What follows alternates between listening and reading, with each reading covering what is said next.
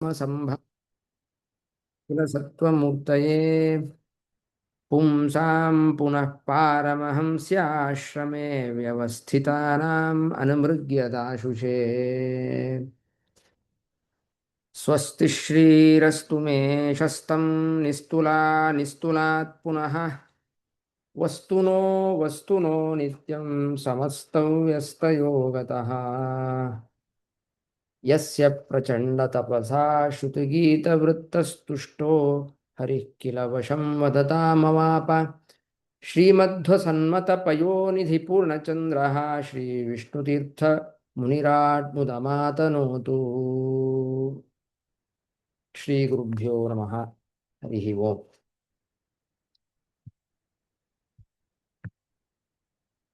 ಭಾಗವತ ಸಾರೋದ್ಧಾರದಲ್ಲಿ ಹೋದ ಸಲಿ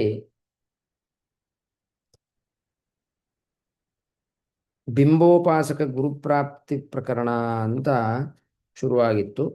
ಆ ಬಿಂಬೋಪಾಸಕ ಆ ಪ್ರಕರಣದಲ್ಲಿ ಆತ್ಮವಿಮರ್ಶೆಯನ್ನ ಮಾಡಿಕೊಳ್ಳಬೇಕು ಅನ್ನುವ ವಿಷಯ ಬಂದಿತ್ತು.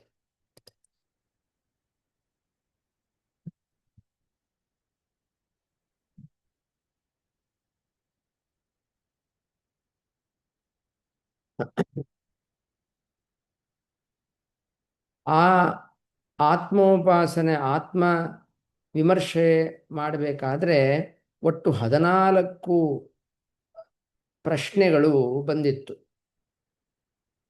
ಆ 14 ಪ್ರಶ್ನೆಗಳಲ್ಲಿ ಮೊದಲನೇ ಪ್ರಶ್ನೆಗೆ ಉತ್ತರವನ್ನ ಕೊಟ್ಟಿದ್ರು. ಶುದ್ಧಿರ್ನೃಣಾಂ ನತು ತಥೇಡ್ಯ ದುರಾಶಯಾನಾಂ ವಿದ್ಯಾಶ್ರುತಾಧ್ಯಯನದಾನ ತಪಕ್ರಿಯಾಭಿಃ ಸತ್ವಾತ್ಮನಾಂ ವೃಷಭತೆ ಯಶಸಿ ಪ್ರವೃತ್ತ ಸಶ್ರದ್ಧಯ ಶ್ರವಣ ಸಂವೃತಯ ಯಥಾ ಸ್ಯಾತ್ ಎನ್ನುವ ಶ್ಲೋಕದಿಂದ ಏನು ಉತ್ತರ ಕೊಟ್ಟಿದ್ರು? ಮೊದಲನೇ ಪ್ರಶ್ನೆಗೆ ಮನಃಶುದ್ಧಿಯನ್ನ ಹೇಗೆ ನಾವು ಸಂಪಾದನೆ ಮಾಡಬೇಕು, ಯಾಕೆ ಮತ್ತೆ ಮತ್ತೆ ಮನಸ್ಸು ವಿಷಯಗಳ ಕಡೆನೇ ಹೋಗತ್ತಲ್ವಾ, ಈ ತರಹ ಒಂದು ಮನಃಶುದ್ಧಿಯನ್ನ ತೀರ್ಥಯಾತ್ರೆ ಮೊದಲಾದವುಗಳಿಂದ ತಪಸ್ಸನ್ನ ಮಾಡಿ ಮನಃಶುದ್ಧಿಯನ್ನು ಸಂಪಾದನೆ ಮಾಡಬಹುದಾ ಅಂತ ಪ್ರಶ್ನೆ ಇತ್ತು. ಅದಕ್ಕೇನು ಉತ್ತರ ಬಂದಿತ್ತು ಅಂತಂದ್ರೆ, ಇಲ್ಲ, ತೀರ್ಥಯಾತ್ರೆ ಮೊದಲಾದವುಗಳಿಂದ ಆ ತರಹ ಮನಃಶುದ್ಧಿ ಆಗೋದಿಲ್ಲ. ಶ್ರದ್ಧಾಪೂರ್ವಕವಾಗಿ ಪರಮಾತ್ಮನ ಗುಣಗಳ ಶ್ರವಣದಿಂದ, ಅವನ ಮಹಿಮೆ ಶ್ರವಣದಿಂದ, ಅವನ ಕಥಾಶ್ರವಣದಿಂದ ಭಕ್ತಿಯನ್ನ ಸಂಪಾದನೆ ಮಾಡಿದರೇನೆ ನಮಗೆ ಮನಃಶುದ್ಧಿ. ಕೊನೆಯ ವಾಕ್ಯ ಅತ್ಯಂತಂ ಮನಃಶುದ್ಧಿ ಹೇಗಾಗತ್ತೆ? ಅದಕ್ಕೆ ವಿಷ್ಣು ತೀರ್ಥರು ಹೇಳ್ತಾರೆ, ಶ್ರದ್ಧಾಪೂರ್ವಕ ಶ್ರವಣಾದಿಜನ್ಯ ಭಕ್ತ್ಯಾ ಏವ ನತು ತೀರ್ಥಯಾತ್ರಾದಿನ. ಶ್ರದ್ಧೆಯಿಂದ ಕೂಡಿರುವ ಶ್ರವಣ ಮನನ ಅಂತ ಏನಿದೆ ಸಾಧನೆಗಳು, ಅದರಿಂದ ಏನು ಭಕ್ತಿ ಹುಟ್ಟತ್ತಲ್ವಾ, ಆ ಭಕ್ತಿಯಿಂದನೇ ಮನಃಶುದ್ಧಿ ಆಗುವುದಷ್ಟೇ ಹೊರತು ನಾನು ತೀರ್ಥಯಾತ್ರೆಯನ್ನು ಮಾಡಿದೆ, ತಪಸ್ ಮಾಡಿದೆ, ಅದರಿಂದ ಮನಃಶುದ್ಧಿ ಅನ್ನೋದಾಗುವುದಿಲ್ಲ. ಆ ತೀರ್ಥಯಾತ್ರೆ ಮೊದಲಾದವುಗಳು ಬೇಕು. ಅದು ಯಾತಿಗೆ ಬೇಕು? ಅದು ಅದರಿಂದ ಬಂದ ಪುಣ್ಯದಿಂದ ಶ್ರವಣಾದಿಗಳು ಮಾಡುವಂತಹ ಒಂದು ಪುಣ್ಯ ಬರುತ್ತೆ. ಪರಮಾತ್ಮನ ಮಹಿಮೆ, ಅವನ ಕಥೆಯನ್ನು ಶ್ರವಣ ಮಾಡಬೇಕು ಅಂತಂದ್ರೂ ಪುಣ್ಯ ಇರಬೇಕು. ಆ ಪುಣ್ಯ ತೀರ್ಥಯಾತ್ರಾದಿಗಳಿಂದ ಬರಬಹುದು.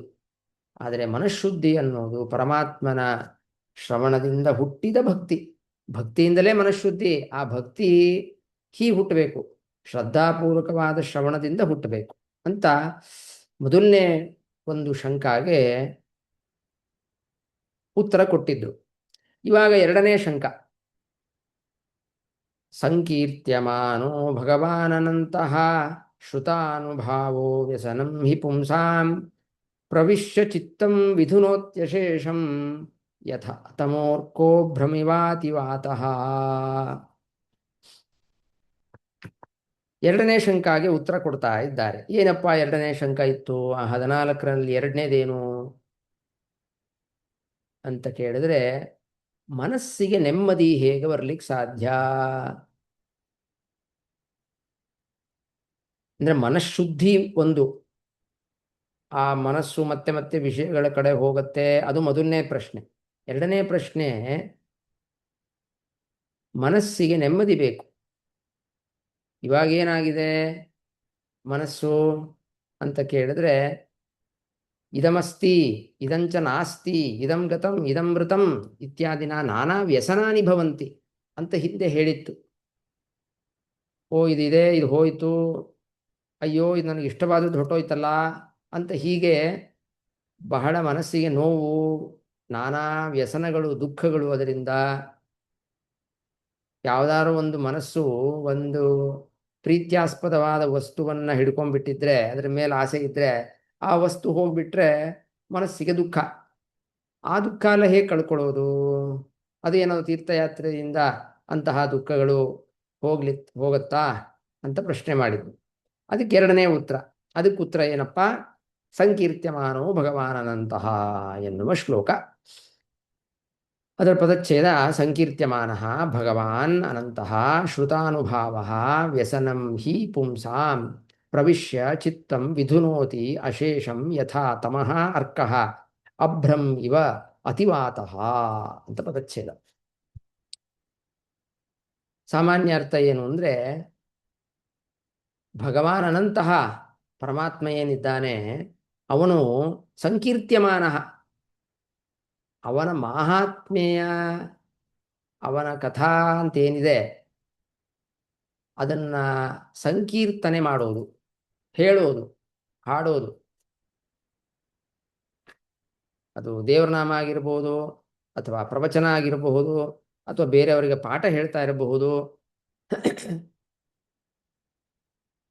ಈ ಥರ ಸಂಕೀರ್ತ್ಯಮಾನನಾದ ಭಗವಂತ ಅವನೇನು ಮಾಡ್ತಾನೆ? ಪುಂಸಾಂ ವ್ಯಸನಂ, ಸಜ್ಜನರ ವ್ಯಸನ, ದುಃಖ, ಮನೋದುಃಖ, ಮನೋವ್ಯಥೆ,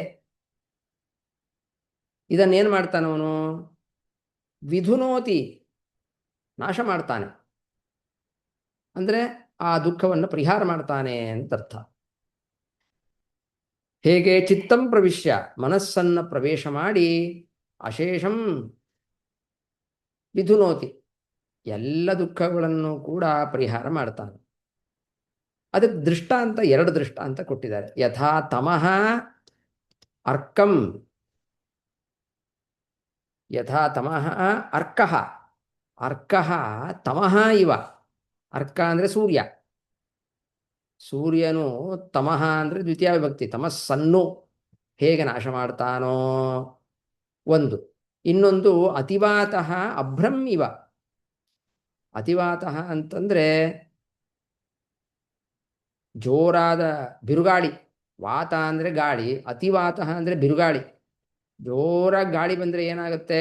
ಅಭ್ರಂ, ಮೋಡವನ್ನು ಕೊಚ್ಕೊಂಡು ಹೋಗ್ಬಿಡುತ್ತೆ. ಅದರಂತೆ ಅಂತ ಎರಡು ದೃಷ್ಟಾಂತ ಕೊಟ್ಟಿದ್ದಾರೆ. ಅದರ ಒಂದು ವ್ಯಾಖ್ಯಾನವನ್ನು ವಿಷ್ಣುತೀರ್ಥರು ಮಾಡ್ತಾರೆ. ಅನಂತಹ,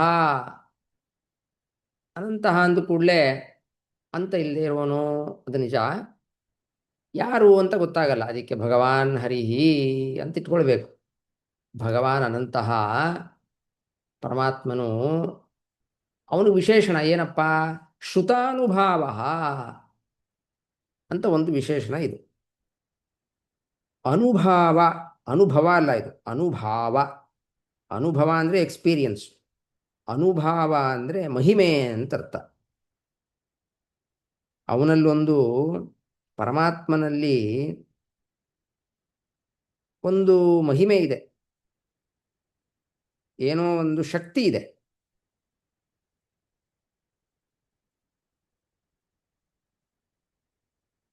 ಅದು ಶ್ರುತಃ ಅನುಭಾವ ಯಸ್ಯ ಅಂತ ಬಹುವ್ರೀಹಿ ಮಾಡಿಕೊಳ್ಬೇಕು. ಅಂದರೆ ಅವನ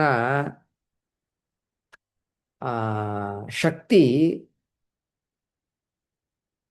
ಅದನ್ನು ಹಾಳು ಮಾಡಬೇಕು. ಅಂತಹ ಪರಮಾತ್ಮ ಏನು ಮಾಡ್ತಾನೆ ಅಂತ ಕೇಳಿದ್ರೆ,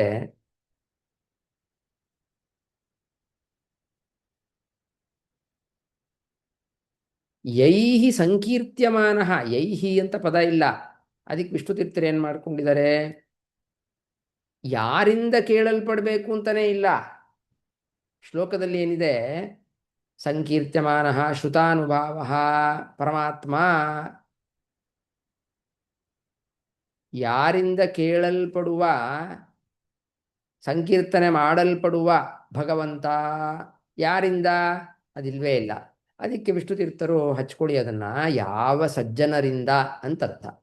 ಯಾವ ಸಜ್ಜನರಿಂದ ಸಂಕೀರ್ತ್ಯಮಾನ, ಚೆನ್ನಾಗಿ ಅವನ ಕೀರ್ತನೆ, ಅವನು ಕೀರ್ತ್ಯಮಾನ ಅಂದರೆ ಅವನ ಮಾಹಾತ್ಮ್ಯ ಕಥನ ಏನಿದೆ ಅದನ್ನು ಹೇಳೋದು, ಮತ್ತೆ ಅದನ್ನು ನಾವು ಕೇಳೋದು ಅಂತೂ ಶ್ರವಣವನ್ನು ಹಿಂದೆ ಹೇಳೇ ಇದ್ದಾರೆ. ಆದ್ದರಿಂದ ಇಲ್ಲೇನು ಈ ಶ್ಲೋಕದಲ್ಲಿ ಏನು ಹೇಳ್ತಾ ಇದ್ದಾರೆ ಅಂದರೆ, ಬರೀ ಕೇಳೋದಷ್ಟೇ ಅಲ್ಲ, ಹೇಳೋದು ಕೂಡ. ಬೇರೆಯವರಿಗೆ ನಾವು ಹೇಳಬೇಕು, ನಾವು ನಮಗೆ ಆದಷ್ಟು ಶ್ರವಣವನ್ನು ಮಾಡ್ತಾ ಇರಬೇಕು. ಅದನ್ನು ಆಚಾರ್ಯರು ಹೇಳ್ತಾರೆ. ಏನಂದರೆ, ಯಾರಾದರೂ ಪರಮಾತ್ಮನ ಕಥೆಯನ್ನು ಹೇಳ್ರಿ ಅಂತ ಕೇಳೋರು ಸಿಕ್ಕಿದ್ರೆ ಅವಾಗ ಹೇಳಬೇಕು. ಯಾರೂ ಇಲ್ವಾ, ನಾವಾಗೆ ಶ್ರವಣ ಮಾಡ್ತಾ ಇರಬೇಕು. ಯಾರ್ಯಾರೋ ದೊಡ್ಡವರು ಸಿಕ್ಕಿದ್ರೆ ಅವ್ರ ಕೈಲಿ ಶ್ರವಣ ಮಾಡಬೇಕು. ಯಾರೋ ಪಾಪ ಬಂದು ಕೇಳ್ತಾರೆ, ಆಚಾರ್ಯ ಇದನ್ನು ಸ್ವಲ್ಪ ಹೇಳ್ರಿ, ಅಥವಾ ಪರಮಾತ್ಮನ ಈ ಕಥೆಯನ್ನು ಹೇಳ್ರಿ, ಅಥವಾ ಯಾರೋ ಚಿಕ್ಕ ಮಕ್ಕಳು ಇರ್ತಾರೆ ಅವ್ರ ಕಥೆ ಹೇಳೋದು, ಇದೆಲ್ಲ ಮಾಡಬೇಕು. ಇಂತಹ ಕಥನ ಏನಿದೆ ಅದನ್ನು ಮಾಡ್ತಾ ಇರಬೇಕು.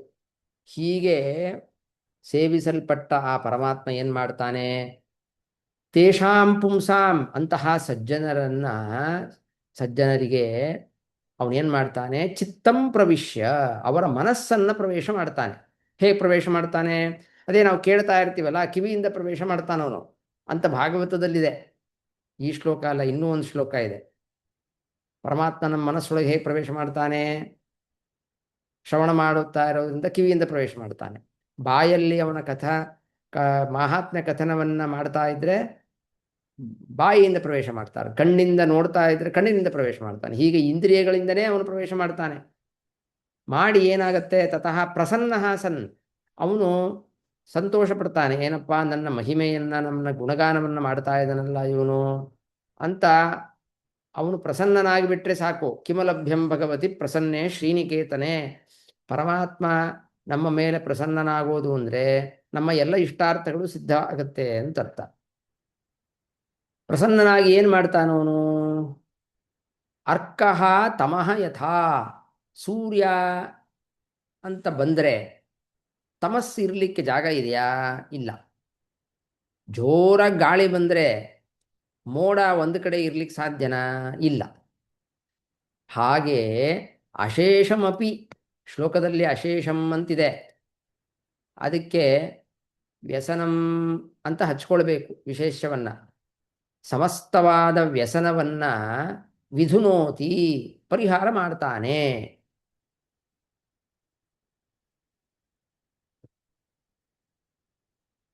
ಶ್ಲೋಕದಲ್ಲಿ ಹಿ ಅಂತ ಇದೆ ಒಂದು ಶಬ್ದ, ಅದಕ್ಕೆ ಅರ್ಥ ಬರೀತಾರೆ ವಿಷ್ಣು ತೀರ್ಥರು. ಹಿ ಅಂದರೆ ಪ್ರಸಿದ್ಧ ಅಂತ ಅರ್ಥ. ಏನು ಪ್ರಸಿದ್ಧ? ಬಹುಭಾಗವತ ಜನಾನುಭವ ಸಿದ್ಧಂ ಇದಂ. ಏನು ಹೇಳ್ತಾ ಇದ್ದಾರೆ ಈ ಶ್ಲೋಕದಲ್ಲಿ?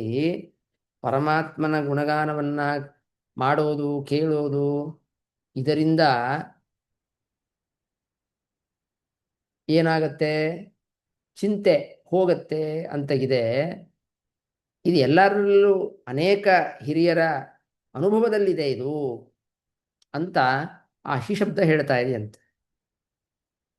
ಆದ್ದರಿಂದ ಏನು ಈ ಶ್ಲೋಕದಲ್ಲಿ ಹೇಳ್ತಾ ಇದ್ದಾರೆ? ಒಟ್ಟು ಪ್ರಶ್ನೆ ಇದ್ದಿದ್ದೇನು? ಮನಸ್ಸಿಗೆ ಅಯ್ಯೋ ನಮ್ಮವ್ರು ಹೋಗ್ಬಿಟ್ರಲ್ಲಪ್ಪ, ಇದು ನಂದು ನಂದು ವಸ್ತು ಇದು ಹೋಯ್ತಲ್ಲಪ್ಪ ಅಂತ ಎಲ್ಲ ಏನು ವ್ಯಸನಗಳಿರುತ್ತೆ. ನಮಗೆ ಎಷ್ಟೋ ಸಲ ಜೀವನದಲ್ಲಿ ಇದಾಗ್ತಾ ಇರುತ್ತಲ್ವಾ, ಏನೋ ದುಡ್ಡಿರುತ್ತೆ, ದುಡ್ಡು ಹೋಗ್ಬಿಡುತ್ತೆ, ಅಥವಾ ಬೇಕಾದವ್ರು ಹೋಗ್ಬಿಡ್ತಾರೆ, ಅಥವಾ ಯಾವುದೋ ಒಂದು ವಸ್ತು ಹೋಗ್ಬಿಡುತ್ತೆ. ಅವಾಗ ಭಾರೀ ದುಃಖ. ಅಂತಹ ದುಃಖಗಳು ಹೋಗಬೇಕು ಅಂತಂದರೆ ಏನು ಮಾಡಬೇಕು? ಪರಮಾತ್ಮನ ಕಥಾಶ್ರವಣವನ್ನು ಮಾಡಿದರೆ ದುಃಖವು ಪರಿಹಾರವಾಗುತ್ತದೆ ಅಂತ ಉತ್ತರ.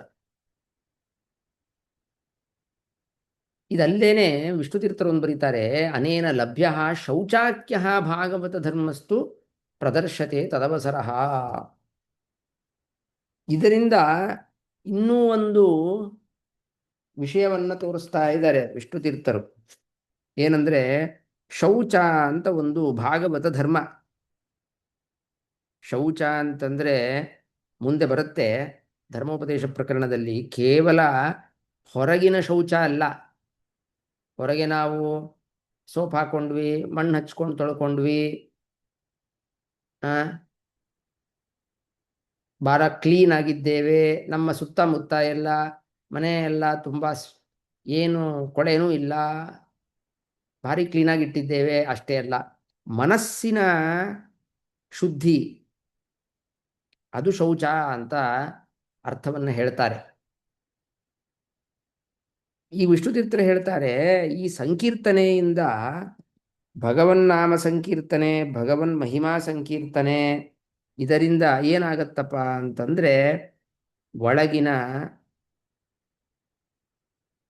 ಮನಸ್ಸಿನ ವ್ಯಸನ ದೂರಾಗಿ ಮನೋವ್ಯಥೆ ಅದು ದೂರ ಆಗತ್ತೆ. ಹಿಂದೆ ಏನು ಹೇಳಿದ್ರು ಆ ಹಿಂದಿನ ಶ್ಲೋಕದಲ್ಲಿ ಮೊದಲನೇದರಲ್ಲಿ ಮನಃಶುದ್ಧಿ ಹೇಗಾಗತ್ತೆ ಅಂತ, ಅದೇನೇ ಮತ್ತು ಈ ಶ್ಲೋಕ ಇದೇನೇ ಶೌಚ ಎನ್ನುವ ಭಾಗವತ ಧರ್ಮ ಅಂತ ವಿಷ್ಣುತೀರ್ಥರು ಅದನ್ನು ಹೇಳ್ತಾರೆ. ಇವೆರಡು ಶ್ಲೋಕಗಳಿಂದ ಏನು ಹೇಳ್ದಂಗಾಯಿತು? ಆ 30 ಭಾಗವತ ಧರ್ಮದಲ್ಲಿ ಶೌಚ ಎನ್ನುವ ಭಾಗವತ ಧರ್ಮ ನಿರೂಪಿತವಾಗಿದೆ. ಇವಾಗ ಏನಾಯಿತು? 2 ಪ್ರಶ್ನೆಗಳಿಗೆ ಉತ್ತರ ಬಂತು. ಇನ್ನು ಮುಂದಿನ ಶ್ಲೋಕ, ಅವಿಸ್ಮೃತಿ ಕೃಷ್ಣ ಪದಾರವಿಂದಯೋ ಕ್ಷಿಣೋತ್ಯಭದ್ರಾಣಿ ಶಮಂ ತನೋತಿ ಚ ಸತ್ವಸ್ಯ ಶುದ್ಧಿಂ ಪರಮಾಂ ಚ ಭಕ್ತಿ ಜ್ಞಾನಂಚ ವಿಜ್ಞಾನ ವಿರಾಗಯುಕ್ತಂ.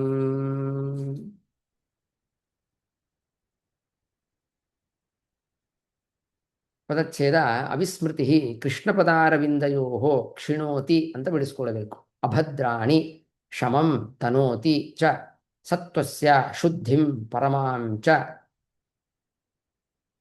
ಭಕ್ತಿಂ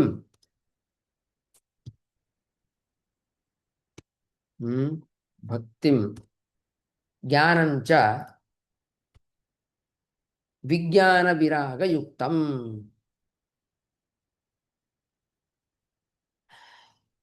ಇವಾಗ ಈ ಶ್ಲೋಕದಲ್ಲಿ ಭಾರಿ ವಿಚಿತ್ರವಾದ ಶ್ಲೋಕ ಇದು. ಆಶ್ಚರ್ಯ ಆಗತ್ತೆ, ವಿಷ್ಣುತೀರ್ಥರು ಹೇಗಪ್ಪ ಇಷ್ಟು ಅರ್ಥವನ್ನು ತೆಗೆದಿದ್ದಾರೆ ಅಂತ. ಈ ಶ್ಲೋಕ ಒಟ್ಟಿಗೆ 5 ಪ್ರಶ್ನೆಗಳಿಗೆ ಉತ್ತರ ಕೊಡ್ತಾ ಇದೆ ಈ ಶ್ಲೋಕ ಅಂತ ಅವರ ನಿರೂಪಣೆ ಇದೆ. ಯಾವುದಪ್ಪ ಅದು 5 ಶಂಕ? ಅದೇ 14 ಪ್ರಶ್ನೆಗಳೆಲ್ಲ ಇತ್ತಲ್ವಾ, ಆ 14ರಲ್ಲಿ ಇವಾಗ 2 ನೋಡಾಯಿತು. ಇನ್ನು 3, 4, 5, 6, 7 ಒಟ್ಟು ಈ 5 ಪ್ರಶ್ನೆಗಳಿಗೆ ಈ ಶ್ಲೋಕದಲ್ಲಿ ಉತ್ತರ ಇದೆ ಅಂತ ತೋರಿಸ್ಕೊಡ್ತಾರೆ. ಸಾಮಾನ್ಯ ಈ ಶ್ಲೋಕದ ಅರ್ಥ ಏನು? ಅವಿಸ್ಮೃತಿ ಕೃಷ್ಣ ಪದಾರವಿಂದಯೋ, ಕೃಷ್ಣನ ಪಾದಾರವಿಂದಗಳಲ್ಲಿ ಅವಿಸ್ಮರಣೆ ಅಂದರೆ ಅವನ ಒಂದು ಸ್ಮರಣೆಯನ್ನ ಮಾಡ್ತಾ ಇರಬೇಕು. ಅದೇನಾಗತ್ತೆ? ಅಭದ್ರಾಣಿ ಕ್ಷಿಣೋತಿ. ಅಭದ್ರ ಅಂದರೆ, ಭದ್ರ ಅಂದರೆ ಮಂಗಳ, ಅಭದ್ರ ಅಂದರೆ ಅಮಂಗಳ, ಪಾಪ ಅಂತ ಇಟ್ಕೊಳ್ಳೋಣ. ಪಾಪಗಳನ್ನು ಕ್ಷಿಣೋತಿ ನಾಶ ಮಾಡುತ್ತದೆ. ಹಾಗೆ ಶಮಂ ತನೋತಿ ಸುಖವನ್ನು ಕೊಡುತ್ತದೆ. ಯಾವಾಗ ಅಂತ ಪ್ರಶ್ನೆ. ಅದೇ ಹೇಳಿದ್ವಲ್ಲ, ಅವಿಸ್ಮೃತಿ ಕೃಷ್ಣ ಪದಾರವಿಂದಯೋ. ಅಷ್ಟೇ ಅಲ್ಲ, ಸತ್ವಸ್ಯ ಶುದ್ಧಿಂ ಪರಮಾಂಚ ಭಕ್ತಿಂ ಜ್ಞಾನಂಚ ವಿಜ್ಞಾನ ವಿರಾಗಯುಕ್ತಂ.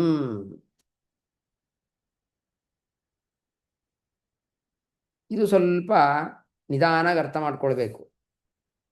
ಏನು?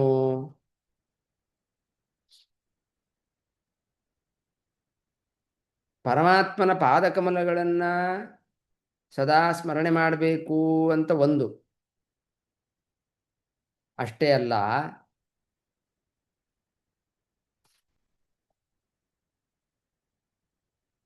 ಸತ್ವಸ್ಯ ಶುದ್ಧಿಂ ಪರಮಾಂಚ ಭಕ್ತಿಂ ಜ್ಞಾನಂಚ. ನೋಡಿ, ಇಲ್ಲಿ ಈ ವಾಕ್ಯದಲ್ಲಿ ಪರಮಾಮ್ ಅಂತ ಇದೆ, ಅದು ಬಹಳ ಇಂಪಾರ್ಟೆಂಟ್. ಉತ್ಕೃಷ್ಟವಾದ ಅಂತರ್ಥ. ಉತ್ಕೃಷ್ಟವಾದ ಭಕ್ತಿ, ಜ್ಞಾನ ಮತ್ತು ವಿಜ್ಞಾನ. ವಿಜ್ಞಾನ ಅನ್ನೋ ಶಬ್ದ ಇದೆ, ವಿರಾಗ ಅಂತಿದೆ, ಅಂದರೆ ವೈರಾಗ್ಯ. ವೈರಾಗ್ಯ, ವಿಜ್ಞಾನ, ಜ್ಞಾನ, ಭಕ್ತಿ, ಇದು ಪರಮ ಉತ್ಕೃಷ್ಟವಾಗಿರಬೇಕು. ಇದರಿಂದ ಕೂಡಿದಾಗ, ಯುಕ್ತಂ ಅಂದರೆ ಕೂಡಿದಾಗ. ಏನು ಅರ್ಥ ಆಗೋದಿಲ್ಲ ನಮಗೆ. ವಿಷ್ಣು ತೀರ್ಥರು ಅದನ್ನು ಬಿಡಿಸಿ ಬಿಡಿಸಿ ಹೇಳ್ತಾರೆ. ಈಗ ಮೊದಲು ಆ 5 ಪ್ರಶ್ನೆಗಳೇನು ಅಂತ ಸ್ವಲ್ಪ ನೆನಪಿಸ್ಕೊಳ್ಬೇಕು. ಆವಾಗ ಉತ್ತರ ಸ್ವಲ್ಪ ಸುಲಭವಾಗಿ ಅರ್ಥ ಆದಂತೆ ಅನಿಸುತ್ತೆ. ಅದ ಉತ್ತರನೂ ಸ್ವಲ್ಪ ಕಷ್ಟನೇ ಇದೆ. ಆದರೆ ಅಟ್ಲೀಸ್ಟ್ ಮೊದಲು ಪ್ರಶ್ನೆ ಅರ್ಥ ಮಾಡ್ಕೊಳ್ಬೇಕು. ಏನು? 3ನೇ ಪ್ರಶ್ನೆ ಇದ್ದಿದ್ದು, ಈ ಉಪಾಸನ ಮಾಡಬೇಕಲ್ವಾ, ಆ ಉಪಾಸನೆ ಮಾಡಬೇಕಾದ್ರೆ ಉಪಾಸನೆ ಮಾಡೋಣ ಅಂತ ಕೂತ್ಕೊಂಡ್ರೆ ಬಹಳ ವಿಘ್ನಗಳಿದೆ, ಆ ವಿಘ್ನಗಳ ಪರಿಹಾರ ಹೇಗೆ ಅಂತ 3ನೇ ಪ್ರಶ್ನೆ. ಅದಕ್ಕೊಂದು ಸ್ವಲ್ಪ ಉತ್ತರ ಬಂತು ಯಾವಾಗ? ಇಲ್ಲಿ ಕ್ಷಿಣೋತಿ ಅಭದ್ರಾಣಿ ಅಂತ ಬಂತಲ್ವಾ. ಅಭದ್ರ ಅಂದರೆ ನಾ ಹೇಳಿದ್ನಲ್ಲ, ಅಮಂಗಳ, ವಿಘ್ನ, ಅದನ್ನು ಪರಮಾತ್ಮ ನಾಶ ಮಾಡ್ತಾನೆ. ಯಾವಾಗ? ಕೃಷ್ಣ ಪದಾರವಿಂದಯೋ ಅವಿಸ್ಮೃತಿ. ಅವನ ಪಾದಾರವಿಂದ ಸ್ಮರಣೆ ಮಾಡಿದರೆ ಸಾಕು, ಎಲ್ಲ ವಿಘ್ನಗಳು ಪರಿಹಾರ ಆಗುತ್ತೆ. ಅದು 3ನೇ ಪ್ರಶ್ನೆ ಉತ್ತರ. 4ನೇ ಪ್ರಶ್ನೆ ಏನು? ಯಾವ ತರಹ ಉಪಾಸನೆ ಮಾಡಿದ್ರೆ ಅಪರೋಕ್ಷ ಆಗತ್ತೆ ಅಂತ 4ನೇ ಪ್ರಶ್ನೆ. ಅಂದರೆ ನಾವು ಅಪರೋಕ್ಷ ಜ್ಞಾನವನ್ನು ಪಡಿಬೇಕು, ಅದು ಯಾವ ತರಹ ಮಾಡಿದ್ರೆ ಅಪರೋಕ್ಷ ಜ್ಞಾನ ಆಗತ್ತೆ ಅಂತ 4ನೇ ಪ್ರಶ್ನೆ. ಅಂದರೆ ಇದು ಈ ಅಪರೋಕ್ಷ ಜ್ಞಾನ ಕೇವಲ ಬಿಂಬಾಪರೋಕ್ಷ ಅಲ್ಲ, 2 ತರಹ ಅಪರೋಕ್ಷ ಇದೆ. ಒಂದು ಬಿಂಬದ ಅಪರೋಕ್ಷ, ಇನ್ನೊಂದು ಬಿಂಬದ ಹೊರಗಡೆ ಅನೇಕ ಪರಮಾತ್ಮನ ರೂಪಗಳೆಲ್ಲ ಇದೆ, ಆ ರೂಪಗಳ ಅಪರೋಕ್ಷ. 2 ತರಹ ಅಪರೋಕ್ಷಗಳನ್ನು ಇಟ್ಕೊಳ್ಬೇಕು. ಈಗ ವಾಯುದೇವರಿಗೆ, ದೇವತೆಗಳಿಗೆಲ್ಲ ಬರೀ ಬಿಂಬಾಪರೋಕ್ಷ ಅಂತಲ್ಲ, ವಾಯುದೇವರು ಎಲ್ಲ ಪರಮಾತ್ಮನ ರೂಪಗಳನ್ನು ಅವರು ಅಪರೋಕ್ಷ ಮಾಡಿಕೊಂಡಿದ್ದಾರೆ. ಅಂದರೆ ಈಗ ಉದಾಹರಣೆಗೆ ಹೇಳ್ತೀನಿ, ಇವಾಗ ಪರಮಾತ್ಮ ಕೃಷ್ಣನಾಗಿ ಅವತಾರ ಮಾಡಿದ. ದ್ವಾಪರ ಯುಗದಲ್ಲಿ ಕೃಷ್ಣನಾಗಿ ಪರಮಾತ್ಮ ಅವತಾರ ಮಾಡಿದಾಗ ಅನೇಕ ಜನರು ಕೃಷ್ಣನನ್ನು ನೋಡಿದ್ದಾರೆ. ರಾಮಾವತಾರ, ಅನೇಕ ಜನರು ಕೃತಯುಗದಲ್ಲಿ, ತ್ರೇತಾಯುಗದಲ್ಲಿ ರಾಮನ ದರ್ಶನವನ್ನು ಮಾಡಿಕೊಂಡಿದ್ದಾರೆ. ಅದು ಬೇರೆ. ಅದು ಪರಮಾತ್ಮನ ರೂಪವನ್ನು ನೋಡೋದು, ಅದಕ್ಕೂ ಒಂದು ಪುಣ್ಯ ಇರಬೇಕು ಅಂತ ಇಟ್ಕೊಳ್ಳೋಣ. ಭಕ್ತರು ಭಕ್ತಿಯಿಂದ ನೋಡಿದಾಗ ಅದು ಪುಣ್ಯನೇ. ಅಭಕ್ತರಂತೂ ಆ ಕಾಲದಲ್ಲಿ ದುಷ್ಟರು ಅನೇಕರು ಕೃಷ್ಣನನ್ನು ನೋಡೇ ಇದ್ದಾರೆ, ಆದರೆ ಭಕ್ತಿ ಇಲ್ಲ, ಅದರಿಂದ ಏನು ಪುಣ್ಯ ಇಲ್ಲ. ಅದಲ್ಲೇನೆ ದೇವತೆಗಳು ಈಗ ದ್ವಾಪರ ಯುಗದಲ್ಲಿ ಅವನು ಅವತಾರ ಮಾಡಿದಾಗ ನೋಡುವ ರೂಪಗಳು ಬೇರೆ. ಅವತಾರ ಮಾಡದೇ ಇರುವಾಗ, ಇವಾಗ ವಾಯುದೇವರು ಕೃಷ್ಣನನ್ನು ಸಾಕ್ಷಾತ್ಕಾರ ಮಾಡಿಕೊಡ್ತಾರೆ. ಬೇಕಾದರೆ ಈಗ ಕಲಿಯುಗ, ಈಗೇನು ಕೃಷ್ಣ ಏನು ಅವತಾರ ಮಾಡಿಲ್ಲ ಅಂದರೂ ಕೃಷ್ಣ ರೂಪವನ್ನು ವಾಯುದೇವರು ನೋಡಬಹುದು, ಸಾಕ್ಷಾತ್ಕಾರ ಮಾಡಿಕೊಂಡಿದ್ದಾರೆ. ಹೀಗೆ ಪರಮಾತ್ಮನ ಎಷ್ಟೋ ಪರಮಾತ್ಮ ಎಷ್ಟೋ ರೂಪಗಳನ್ನ ಏನ್ ಮಾಡ್ಕೊಂಡಿದ್ದಾರೆ ಇವರು ಆ ವಾಯುದೇವರು ಸಾಕ್ಷಾತ್ಕಾರ ಮಾಡ್ಕೊಂಡಿದ್ದಾರೆ. ಎಷ್ಟು ರೂಪಗಳು ಅಂದ್ರೆ ಅನಂತ ರೂಪಗಳು. ಪರಮಾತ್ಮನ ರೂಪಗಳು ಅನಂತವಾಗಿದೆ. ಆ ಅನೇಕ ರೂಪಗಳನ್ನ ವಾಯುದೇವರು ಸಾಕ್ಷಾತ್ಕಾರ ಮಾಡ್ಕೊಂಡಿದ್ದಾರೆ. ಆ ಪ್ರಾತಃ ಸಂಕಲ್ಪ ಗದ್ಯದಲ್ಲಿ ಬರುತ್ತಲ್ವಾ, ಪರಮಾತ್ಮ ಅವನದು ಎಲ್ಲ ರೂಪಗಳು ವಾಯುದೇವರು ಸಾಕ್ಷಾತ್ಕಾರ ಮಾಡ್ಕೊಂಡ್ಬಿಟ್ರು. ಆಮೇಲೆ ಇನ್ನೂ ಪರಮಾತ್ಮನನ್ನು ಕೇಳಿದ್ರಂತೆ, ಇನ್ನೂ ಯಾವ್ದಾದ್ರು ರೂಪ ಇದೆಯೇನಪ್ಪ ದೇವರೇ, ಸುಮಾರು ನಾನು ಸಾಕ್ಷಾತ್ಕಾರ ಮಾಡ್ಕೊಂಡ್ಬಿಟ್ಟಿದ್ದೀನಿ, ಆದರೆ ನಿಂದು ಒಂದೊಂದು ರೂಪದಲ್ಲೂ ಒಂದೊಂದು ಮಹಿಮೆ ಇದೆ, ನಿಂದು ಯಾವ್ದಾರ ರೂಪ ಇನ್ನೊಂದು ಯಾವ್ದಾರು ಇದ್ರೆ ಹೇಳು, ನಾನು ಉಪಾಸನೆ ಮಾಡಿ ಅದನ್ನು ಸಾಕ್ಷಾತ್ಕಾರ ಮಾಡ್ಕೊಳ್ತೀನಿ ಅಂತ ಕೇಳಿದ್ರಂತೆ ವಾಯುದೇವರು. ಅದಕ್ಕೆ ಪರಮಾತ್ಮ ಅಂದ, ನನ್ನ ಬ್ರಹ್ಮಾಂಡದಲ್ಲಿ ಇರುವ ಎಲ್ಲ ರೂಪಗಳನ್ನು ನೀನು ಸಾಕ್ಷಾತ್ಕಾರ ಮಾಡ್ಕೊಂಡಿದ್ಯಾ, ಬಾ ನಿನಗೆ ಸ್ಪೆಷಲ್ ಆಗಿ ಬ್ರಹ್ಮಾಂಡದ ಹೊರಗಡೆ ಅವ್ಯಾಕೃತ ಆಕಾಶ ಇದೆ, ಸ್ಪೇಸ್ ಇದೆ, ಅಲ್ಲಿ ಬೇರೆ ಬೇರೆ ರೂಪಗಳನ್ನ ತೆಗಿತಾ ಹೋದ್ನಂತೆ. ಆ ಎಲ್ಲ ರೂಪಗಳು ಎಕ್ಸ್ಕ್ಲೂಸಿವ್ಲಿ ಫಾರ್ ವಾಯುದೇವರಿಗೆ ಸಾಕ್ಷಾತ್ಕಾರ ಮಾಡಿಕೊಳ್ಳಿಕ್ಕಂತನೇ ರೂಪಗಳನ್ನ ತೆಗೆದುಕೊಂಡಿದ್ದಾನೆ ಪರಮಾತ್ಮ. ಅಂತಹ ರೂಪಗಳನ್ನ ವಾಯುದೇವರಿಗೋಸ್ಕರ ಬ್ರಹ್ಮಾಂಡದ ಹೊರಗೆ ಇಟ್ಟಿದ್ದಾನಂತೆ. ಅದನ್ನೂ ಕೂಡ ವಾಯುದೇವರು ಸಾಕ್ಷಾತ್ಕಾರ ಮಾಡಿಕೊಂಡಿದ್ದಾರೆ. ಇರ್ಲಿ, ನಾ ಏನು ಹೇಳಿಕ್ ಬಂದೆ, ಬಿಂಬಾಪರೋಕ್ಷ ಬೇರೆ, ಬಿಂಬಕ್ಕಿಂತ ಹೊರಗಡೆ ಇರುವ ರೂಪಗಳ ಅಪರೋಕ್ಷ ಬೇರೆ. ಈ 4ನೇ ಪ್ರಶ್ನೆ ಏನಿತ್ತು ಅಂದ್ರೆ, ಯಾವ ತರಹ ಉಪಾಸನೆಯನ್ನ ಮಾಡಿದಾಗ ಅಪರೋಕ್ಷವಾಗುತ್ತದೆ, ಸಾಮಾನ್ಯ ಅಪರೋಕ್ಷ ಅಂತ ಇಟ್ಕೊಳ್ಳೋಣ. 5ನೇ ಪ್ರಶ್ನೆ, ಆ ಬಿಂಬಾಪರೋಕ್ಷ ಹೇಗಾಗತ್ತೆ? ಯಾಕೆಂದ್ರೆ ಬಿಂಬಾಪರೋಕ್ಷವೇ ಮೋಕ್ಷಕ್ಕೆ ಕಾರಣ. ಬಿಂಬಾಪರೋಕ್ಷ ಇಲ್ಲದೆ ಮೋಕ್ಷ ಇಲ್ಲ. ಅದರಿಂದ ಆ ಬಿಂಬಾಪರೋಕ್ಷ ಹೇಗಾಗತ್ತೆ ಅಂತ 5ನೇ ಪ್ರಶ್ನೆ. ಸೊ 4, 5 ಪ್ರಶ್ನೆಗಳಿದೆಯಲ್ವಾ, ಅದು ಸಾಮಾನ್ಯ ಅಪರೋಕ್ಷ ಮತ್ತು ಬಿಂಬಾಪರೋಕ್ಷಕ್ಕೆ ಸಂಬಂಧಪಟ್ಟಿದ್ದು. 6ನೇ ಪ್ರಶ್ನೆ ಏನು ಅಂತ ಕೇಳಿದ್ರೆ, ಭಕ್ತಿ ಎನ್ನುವುದು ಅದು ಉತ್ಕೃಷ್ಟವಾಗಿರುವ ಭಕ್ತಿ ಆಗಬೇಕು. ಅದು ಹೇಗೆ ಪಡೆಯೋದು? ಯಾಕೆಂದರೆ ಉತ್ಕೃಷ್ಟವಾದ ಭಕ್ತಿಯಿಂದ ಪರಮಾತ್ಮ ಜಾಸ್ತಿ ಒಲಿತಾನೆ. ಅದು ಹೇಗೆ ಪಡೆಯೋದು ಅಂತ 6ನೇ ಪ್ರಶ್ನೆ. 7ನೇ ಪ್ರಶ್ನೆ ಅದೇ ಥರ, ಉತ್ಕೃಷ್ಟವಾದ ವೈರಾಗ್ಯವನ್ನು ಹೇಗೆ ಪಡೆಯೋದು ಅಂತ 7ನೇ ಪ್ರಶ್ನೆ ಇತ್ತು. ಆ 5 ಪ್ರಶ್ನೆಗಳನ್ನು ಈ ಶ್ಲೋಕದಲ್ಲಿ ಅದಕ್ಕೆ ಉತ್ತರ ಕೊಟ್ಟಿದ್ದಾರೆ ಅಂತ ವಿಷ್ಣುತೀರ್ಥರ ಅಭಿಪ್ರಾಯ. ಅವರು ನಿರೂಪಣೆ ಮಾಡಬೇಕಾದ್ರೆ ಹೀಗೆ ಮಾಡ್ತಾರೆ. ಹೇಗಪ್ಪ 5 ಪ್ರಶ್ನೆ ಉತ್ತರ ಅಂತಂದ್ರೆ, ಮೊದಲು ಅವ್ರೇನ್ ಮಾಡ್ತಾರೆ, ಅವಿಸ್ಮೃತಿ ಎನ್ನುವ ಪದಕ್ಕೆ ಅರ್ಥ ಬರೀತಾರೆ. ಅವಿಸ್ಮೃತಿ ಅಂದ್ರೆ ಏನು? ವಿಸ್ಮೃತಿ ಅಂದ್ರೆ ಫರ್ಗೆಟ್ಫುಲ್ನೆಸ್, ಮರ್ತು ಹೋಗೋದು. ಅವಿಸ್ಮೃತಿ ಅಂದ್ರೆ ಮರಿದೇ ಇರೋದು. ಅಲ್ರಿ, ಸ್ಮೃತಿ ಕೃಷ್ಣ ಪದಾರವಿಂದಯೋ ಸ್ಮೃತಿ ಅಂತ ಹೇಳ್ಬೋದಾಗಿತ್ತಲ್ಲ ವೇದವ್ಯಾಸ ದೇವರು, ಅದೇ ಡಬಲ್ ನೆಗೆಟಿವ್ ಯೂಸ್ ಮಾಡಿದ್ದಾರೆ ಅಂತ ಪ್ರಶ್ನೆ ಮಾಡಿಕೊಂಡು ವಿಷ್ಣುತೀರ್ಥರು ಹೇಳ್ತಾರೆ, ಸ್ಮೃತಿರಿತ್ಯೇವ ವಕ್ತವ್ಯೇ ವಿಸ್ಮೃತಿ ಸರ್ವತಾನ ಕರ್ತವ್ಯ.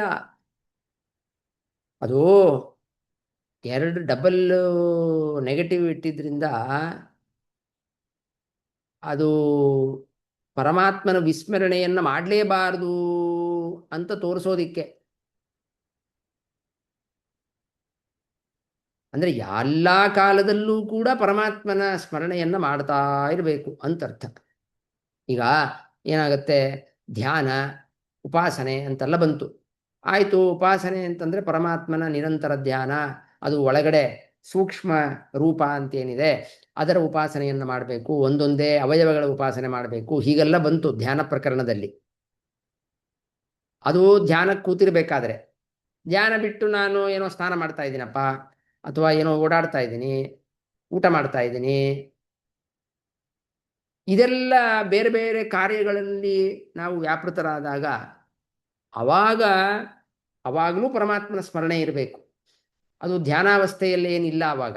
ಆದರೂ ಹೊರಗಡೆ ಆ ಧ್ಯಾನದಿಂದ ಹೊರಗಡೆ ಬಂದಾಗ ಪರಮಾತ್ಮನ ಸ್ಮರಣೆ ಯಾವಾಗಲೂ ನಿರಂತರವಾಗಿರಬೇಕು ಅಂತಾರೆ.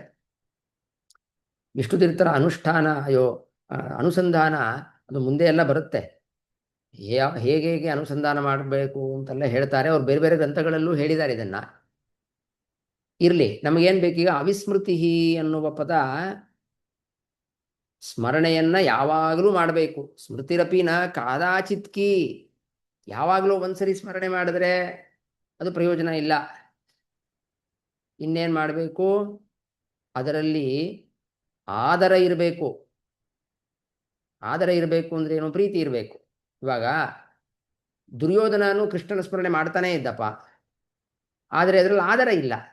ಅವನನ್ನು ಹೇಗೆ ನಾನು ಕಟ್ಟಾಕಬೇಕು, ಅವನಿಗೆ ಹೇಗೆ ಮೋಸ ಮಾಡಬೇಕು, ಕೊಲ್ಲಬೇಕು ಅಂತಲೇ ಅವನು ಇಟ್ಟುಕೊಂಡು ಪರಮಾತ್ಮನ ಸ್ಮರಣೆಯನ್ನು ಮಾಡ್ತಾನೇ ಇದ್ದ. ಅದು ಪ್ರಯೋಜನ ಇಲ್ಲ. ಅದರಿಂದ ಆದರ ಇರಬೇಕು ಮತ್ತು ಕಾದಾಚಿತ್ಕಿ ಆಗಬಾರದು. ಅಂದರೆ ಸರ್ವಕಾಲೀನ, ಯಾವಾಗಲೂ ನಿರಂತರ ಇರಬೇಕು. ನೈರಂತರ್ಯ ಮತ್ತು ಆದರ, ಇವೆರಡು ಧರ್ಮಗಳು ಆ ಸ್ಮೃತಿಯಲ್ಲಿ ಸೇರ್ಕೊಂಡಿರಬೇಕು. ಆದರಪೂರ್ವಕವಾಗಿರಬೇಕು, ನೈರಂತರ್ಯ ಇರಬೇಕು ಅಂತ ತೋರಿಸುವುದಕ್ಕೆ ಬರೀ ಸ್ಮೃತಿ ಅಂತ ಹೇಳಿದ್ರೇನೆ ಅವಿಸ್ಮೃತಿ ಅಂತ ಪದವನ್ನು ವೇದವ್ಯಾಸದೇವರು ಇಟ್ಟಿದ್ದಾರೆ.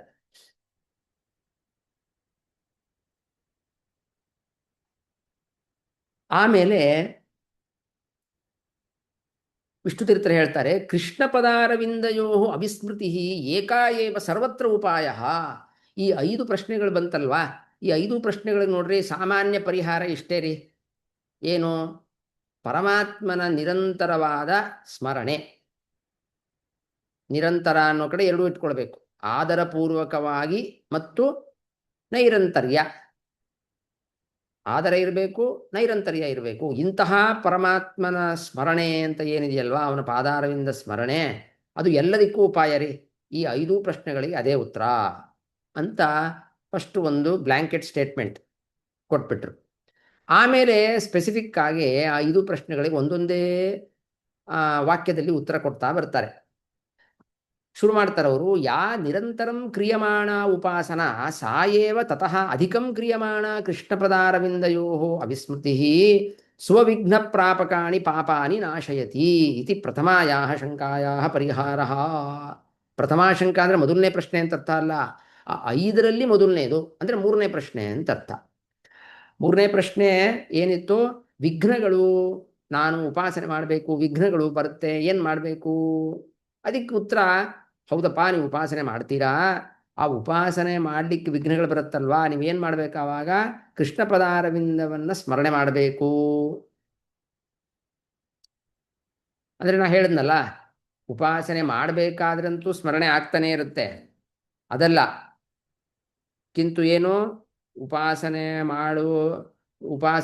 ಒಂದು ಅವಸ್ಥಾವನ್ನು ಬಿಟ್ಟು ಹೊರಗಡೆ ಕೆಲಸಗಳಲ್ಲಿ ನಾವು ತೊಡಗಿದ್ದಾಗ ಅವಾಗ ಏನು ಮಾಡಬೇಕು? ಪರಮಾತ್ಮನ ಸ್ಮರಣೆ ಆಗ್ತಾ ಇರಬೇಕು. ಆವಾಗ ನಿಮ್ಮ ವಿಘ್ನಗಳು ಅಂತ ಏನಿದೆ, ಉಪಾಸನೆಗೆ ಬರುವ ವಿಘ್ನಗಳು, ಆ ವಿಘ್ನಕ್ಕೆ ಮೂಲ ಕಾರಣವಾದ ಪಾಪ ನಾಶ ಆಗತ್ತೆ. ಅದರಿಂದ ವಿಘ್ನಗಳು ಬರೋದಿಲ್ಲ, ಉಪಾಸನೆ ಅನ್ನೋದು ನಿರಾತಂಕವಾಗಿ ಆಗಬಹುದು ಅಂತ 3ನೇ ಪ್ರಶ್ನೆ ಉತ್ತರ. ಆಮೇಲೆ ಹೇಳ್ತಾರೆ 4ನೇ ಪ್ರಶ್ನೆ, ಸಾಯೇವ ಆದರ ನೈರಂತರ್ಯಾಭ್ಯಾಂ ವಿಶೇಷಿತ ವಿಸ್ಮೃತಿ ಜ್ಞಾನಂ ಅಪರೋಕ್ಷಂ ಚ ತನೋತಿ ಇತಿ ದ್ವಿತೀಯಾಯ. 4ನೇ ಪ್ರಶ್ನೆ, ಆ ಅಪರೋಕ್ಷ ಜ್ಞಾನ ಹೇಗಾಗತ್ತೆ ಅಂತ ಪ್ರಶ್ನೆ ಇತ್ತು. ಸಾಮಾನ್ಯ ಅಪರೋಕ್ಷ ಜ್ಞಾನ, ಅದಕ್ಕಿಂತ ಮುಂಚೆ ಪರೋಕ್ಷ ಜ್ಞಾನ ಆಗಬೇಕು. ಪರೋಕ್ಷ ಜ್ಞಾನ ಅಂದರೆ ಶಾಸ್ತ್ರದಲ್ಲಿ ಏನು ಪರಮಾತ್ಮನ ಶ್ರವಣ, ಪರಮಾತ್ಮನ ಮಹಿಮೆಯನ್ನು ಹೇಳಿದ್ದಾರೋ, ಅವನ ಗುಣಗಳನ್ನು ಹೇಳಿದ್ದಾರೋ, ಅಥವಾ ಶಾಸ್ತ್ರದಲ್ಲಿ ಏನು ತತ್ವಗಳನ್ನು ಹೇಳಿದ್ದಾರೋ, ತಾರತಮ್ಯ ಏನು ಹೇಳಿದ್ದಾರೋ, ಅನೇಕ ವಿಷಯಗಳಿದೆ ಶಾಸ್ತ್ರಗಳಲ್ಲಿ. ಅದೆಲ್ಲದರ ಜ್ಞಾನ ಏನಿದೆ ಅದನ್ನು ಪರೋಕ್ಷ ಜ್ಞಾನ ಅಂತ ಕರೀತಾರೆ.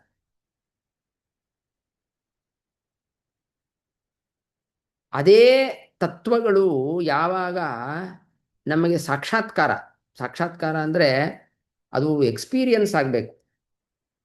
ಈಗ ನೋಡ್ರಿ, ಯಾರೋ ನಾವು ಹೇಳ್ತೀವಲ್ಲ ಸುಮಾರು ಸಲಿ ಭಯ, ಯಾರೋ ಹೇಳ್ತಾರೆ, ಕೇಳ್ತಾರೆ, ಓ ಎಷ್ಟು ಭಯ ಆಯಿತು ಗೊತ್ತಾ ಅವತ್ತು ನನಗೆ, ಕತ್ಲೆ ಇತ್ತು ಹಾಗೆ ಹೀಗೆ ಅಂತ ಕೇಳಿದ್ರೆ ಅದು ಕೇವಲ ಕೇಳಿದ್ದು ಅಷ್ಟೇ. ಓ ಅವನಿಗೆ ಭಯ ಆಯ್ತಂತೆ, ಹಿಂಗೆ ಹೋದರೆ ನಮಗೂ ಭಯ ಆಗತ್ತಂತೆ, ಇದೆಲ್ಲ ಪರೋಕ್ಷ ಜ್ಞಾನ. ಅದೇ ನಾವು ನಮಗೆ ಭಯ ಆಗಿಬಿಟ್ರೆ ಆ ಒಂದು ಅವಸ್ಥೆಯಲ್ಲಿ ಅಲ್ಲಿ ಹೋದಾಗ ಅವಾಗ ಅದು ಎಕ್ಸ್ಪೀರಿಯನ್ಸ್. ಏನ್ರಿ ಏನು ಭಯ ಆಗೋಯ್ತು, ಅದು ಬೇರೆಯವ್ರು ಹೇಳಿದ್ರೆ ಆಗೋದಿಲ್ಲ, ನಮಗೆ ಆಗಬೇಕು. ಅಥವಾ ಏನೋ ಪದಾರ್ಥ, ಇದು ಯಾವುದೋ ಒಂದು ಪಾಯಸ, ಏನು ರುಚಿ ಇರುತ್ತೆ, ಓ ಹೌದಾ ಚೆನ್ನಾಗಿರುತ್ತೆ, ಅದು ಪರೋಕ್ಷ ಜ್ಞಾನ. ನಾವೇ ತಿಂದು ನೋಡಿಬಿಟ್ರೆ ಅದ್ರ ರುಚಿ ಅನುಭವಿಸಿದ್ರೆ ಅದು ಅಪರೋಕ್ಷ ಜ್ಞಾನ. ಹಾಗೆ ಪರಮಾತ್ಮನ ಜ್ಞಾನ ಏನಿದೆ ಅದು ಪರೋಕ್ಷ ಅಪರೋಕ್ಷ ಅಂತ ಎರಡು. ಪರೋಕ್ಷ ಅಂದರೆ ಕೇಳಿ ತಿಳ್ಕೊಂಡಿದ್ದು, ಅಪರೋಕ್ಷ ಅಂದರೆ ಅದರ ತತ್ವಗಳ ಸಾಕ್ಷಾತ್ಕಾರ ಆಗಬೇಕು. ಅದು ಪರಮಾತ್ಮನ ದರ್ಶನದಿಂದ ಆ ತತ್ವಗಳೆಲ್ಲ ಸಾಕ್ಷಾತ್ಕಾರ ಆಗಿಬಿಡುತ್ತೆ. ಏನೇನು ಸಂಶಯಗಳಿದೆಯೋ ಅದೆಲ್ಲ ನಿವೃತ್ತಿ ಆಗಿಬಿಡುತ್ತೆ ಪರಮಾತ್ಮನ ಸಾಕ್ಷಾತ್ಕಾರದಿಂದ. ವಿಷ್ಣುತೀರ್ಥರು ಹೇಳ್ತಾರೆ, ಅಂತಹ ಪರೋಕ್ಷ ಜ್ಞಾನ ಮತ್ತು ಅಪರೋಕ್ಷ ಜ್ಞಾನ ಇದು ಹೇಗಾಗತ್ತೆ ಅಂತ ಪ್ರಶ್ನೆ ಇತ್ತಲ್ವಾ. ಅದಕ್ಕೆ ಜನರಲ್ ಸ್ಟೇಟ್ಮೆಂಟ್ ಏನಪ್ಪ ಅಂದರೆ ಅವಿಸ್ಮೃತಿ, ಪರಮಾತ್ಮನ ನಿರಂತರ ಸ್ಮರಣೆ. ಸಾ ಏವ ಅಂದರೆ ಆ ಉಪಾಸನೆ, ಧ್ಯಾನ,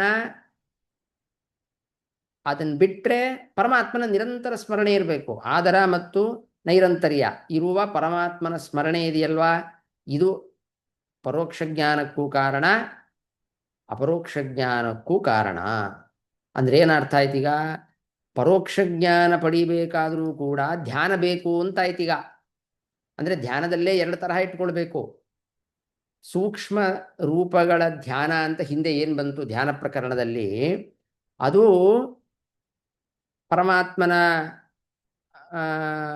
ಹೊರಗಡೆ ಬಾಹ್ಯವಾದ ರೂಪ ಅಲ್ಲ, ಮನಸ್ಸಿನಲ್ಲಿ ದೇಹದಲ್ಲಿ ಒಳಗಡೆ ಇರುವ ಅನೇಕ ಪರಮಾತ್ಮನ ರೂಪಗಳನ್ನು ಶಾಸ್ತ್ರಗಳಲ್ಲಿ ವರ್ಣನೆ ಮಾಡಿದ್ದಾರೆ. ಹರಿಕಥಾಂಸಾರದಲ್ಲಂತೂ ಸಿಕ್ಕಾಪಟ್ಟೆ ಪರಮಾತ್ಮನ ರೂಪಗಳಲ್ಲೆಲ್ಲ ಹೇಳ್ತಾರೆ. ಅಂತಹ ಪರಮಾತ್ಮನ ರೂಪಗಳ ಧ್ಯಾನ ಮಾಡುವುದರಿಂದ ಪರೋಕ್ಷ ಜ್ಞಾನ ಬರುತ್ತೆ. ಆಮೇಲೆ ಇದೆಲ್ಲ ಮಾಡಾದ್ಮೇಲೆ ನಿಯತ ಗುರುಗಳು ಬಂದು ನಿಂದು ಬಿಂಬ ರೂಪ ಇದೆಯಪ್ಪ ಅಂತ ಅವರು ಹೇಳಿದಾಗ ಅದರಿಂದ ಒಂದು ಅಪರೋಕ್ಷ ಜ್ಞಾನ ಬರುತ್ತೆ. ಅಥವಾ ಬೇರೆ ಪರಮಾತ್ಮನ ರೂಪಗಳು, ಈಗ ಕೃಷ್ಣ ರೂಪ ಇದೆ, ರಾಮ ರೂಪ ಇದೆ, ಧನ್ವಂತರಿ ರೂಪ ಇದೆ, ಆ ಧನ್ವಂತರಿ ರೂಪದ ಅಪರೋಕ್ಷವನ್ನು ಮಾಡಿಕೊಳ್ಳಬಹುದು ಯೋಗ್ಯತೆ ಇದ್ದರೆ. ಅಂತಹ ಒಟ್ಟು ಅಪರೋಕ್ಷ ಜ್ಞಾನ ಅಂತ ಏನಾಗುತ್ತೆ, ಪರೋಕ್ಷ ಜ್ಞಾನ ಮತ್ತು ಅಪರೋಕ್ಷ ಜ್ಞಾನ ಅದು ಹೇಗಾಗತ್ತೆ ಅಂತ ಪ್ರಶ್ನೆಗೆ ಏನು ಉತ್ತರ, ಉಪಾಸನೆ ಮಾಡಬೇಕು ಮತ್ತು ಪರಮಾತ್ಮನ ನಿರಂತರವಾದ ಆದರಪೂರ್ವಕವಾದ ಸ್ಮರಣೆ ಇರಬೇಕು. ನೋಡಿ, ತುಂಬ ಸಿಂಪಲ್ ಸಾಧನೆ, ಮಾಡ್ಲಿಕ್ಕೆ ಕಷ್ಟ ಅಷ್ಟೇ, ಏನೋ ತುಂಬ ಹೇಳ್ತಾರಪ್ಪ ಸ್ಟೆಪ್ಸು ಅಂತಿಲ್ಲ. ಎರಡೇ, ಉಪಾಸನ, ಸ್ಮರಣೆ. ಇದರಿಂದ 4ನೇ ಪ್ರಶ್ನೆ ಉತ್ತರ ಬಂತು. ಇನ್ನು 5ನೇ ಪ್ರಶ್ನೆ, ಸಾ ಏವ ವಿರಾಗ ಭಕ್ತಿ ವಿಶೇಷಾಭ್ಯಾಂ ವಿಶೇಷಿತ ಅವಿಸ್ಮೃತಿ ವಿಜ್ಞಾನಂ ಚ ತನೋತಿ ಇತಿ ತೃತೀಯಾಯ. ಮೂರನೇದಲ್ಲ, 5ನೇ ಪ್ರಶ್ನೆ ಏನು ಅಂತ ಕೇಳಿದರೆ ಬಿಂಬಾಪರೋಕ್ಷ ಹೇಗಾಗತ್ತೆ ಅಂತ ಪ್ರಶ್ನೆ. ಅದಕ್ಕೂ ಇದೇ ಉತ್ತರ, ಅವಿಸ್ಮೃತಿ. ಅಲ್ರಿ ಮತ್ತೆ ಹಿಂದೆ ಹೇಳಿದ್ದು 2ನೇ ಪ್ರಶ್ನೆ, 4ನೇ ಪ್ರಶ್ನೆ, 5ನೇ ಪ್ರಶ್ನೆ ಒಂದೇ ಉತ್ತರನ? ಸ್ವಲ್ಪ ವ್ಯತ್ಯಾಸ ಇದೆ. 4ನೇ ಪ್ರಶ್ನೆಗೆ ಉಪಾಸನೆ ಮತ್ತು ಸ್ಮರಣೆ, 5ನೇ ಪ್ರಶ್ನೆಗೆ ವೈರಾಗ್ಯ ಭಕ್ತಿಯಿಂದ ಕೂಡಿರುವ ಸ್ಮರಣೆ.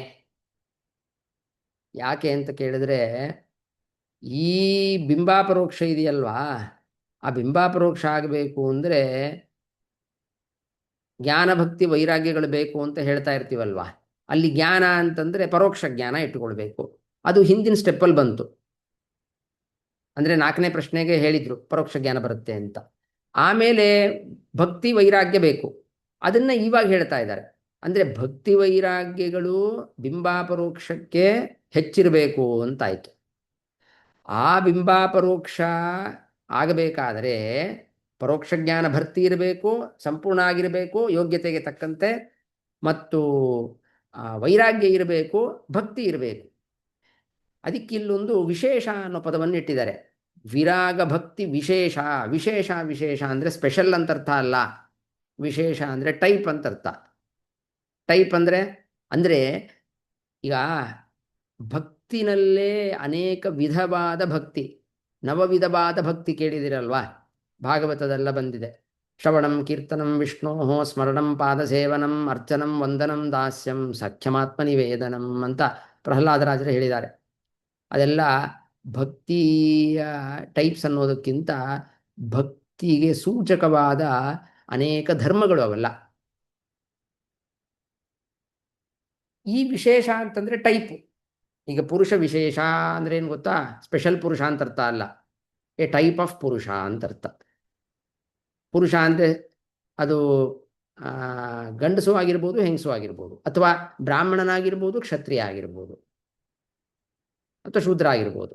ಅದರಿಂದ ಪುರುಷ ವಿಶೇಷ ಅಂದರೆ ಒಬ್ಬ ಇಂತಹ ವ್ಯಕ್ತಿ ಅಂತ ಅರ್ಥ. ಇಲ್ಲಿ ಯಾಕದು ಬಂದಿದೆ ಅಂದರೆ ಆ ಬಿಂಬಾಪರೋಕ್ಷಕ್ಕೆ ಒಂದು ಒಂದು ಟೈಪ್ ಆಫ್ ಭಕ್ತಿ ಮಾಡಬೇಕು. ಆ ಟೈಪ್ ಆಫ್ ಭಕ್ತಿ ಇದ್ರೇನೆ ಬಿಂಬಾಪರೋಕ್ಷ ಆಗತ್ತೆ ಅಂತ ಅರ್ಥ. ಸಾಮಾನ್ಯ ಭಕ್ತಿ ಇದ್ದರೆ ಅದು ಏನೋ ಪರೋಕ್ಷ ಜ್ಞಾನ ಆಗ್ಬೋದು, ಅಥವಾ ಇನ್ನೇನೋ ಪರಮಾತ್ಮನಲ್ಲಿ ಪರಮಾತ್ಮನಿಂದ ಇನ್ನೇನೋ ಪಡ್ಕೊಳ್ಬಹುದು. ಆ ತರಹ ಅಲ್ಲ ಇದು. ಬಿಂಬಾಪರೋಕ್ಷಕ್ಕೇನೆ ಅಂತಲೇ ಒಂದು ಭಕ್ತಿ ಇದೆ. ಆ ಭಕ್ತಿಯನ್ನು ಮಾಡಬೇಕು. ಆ ಭಕ್ತಿಯಿಂದ ಕೂಡಿದಾಗ ಅದ್ರ ಜೊತೆ ವೈರಾಗ್ಯ, ವಿರಾಗ ಭಕ್ತಿ ವಿಶೇಷಾಭ್ಯಾಮ್.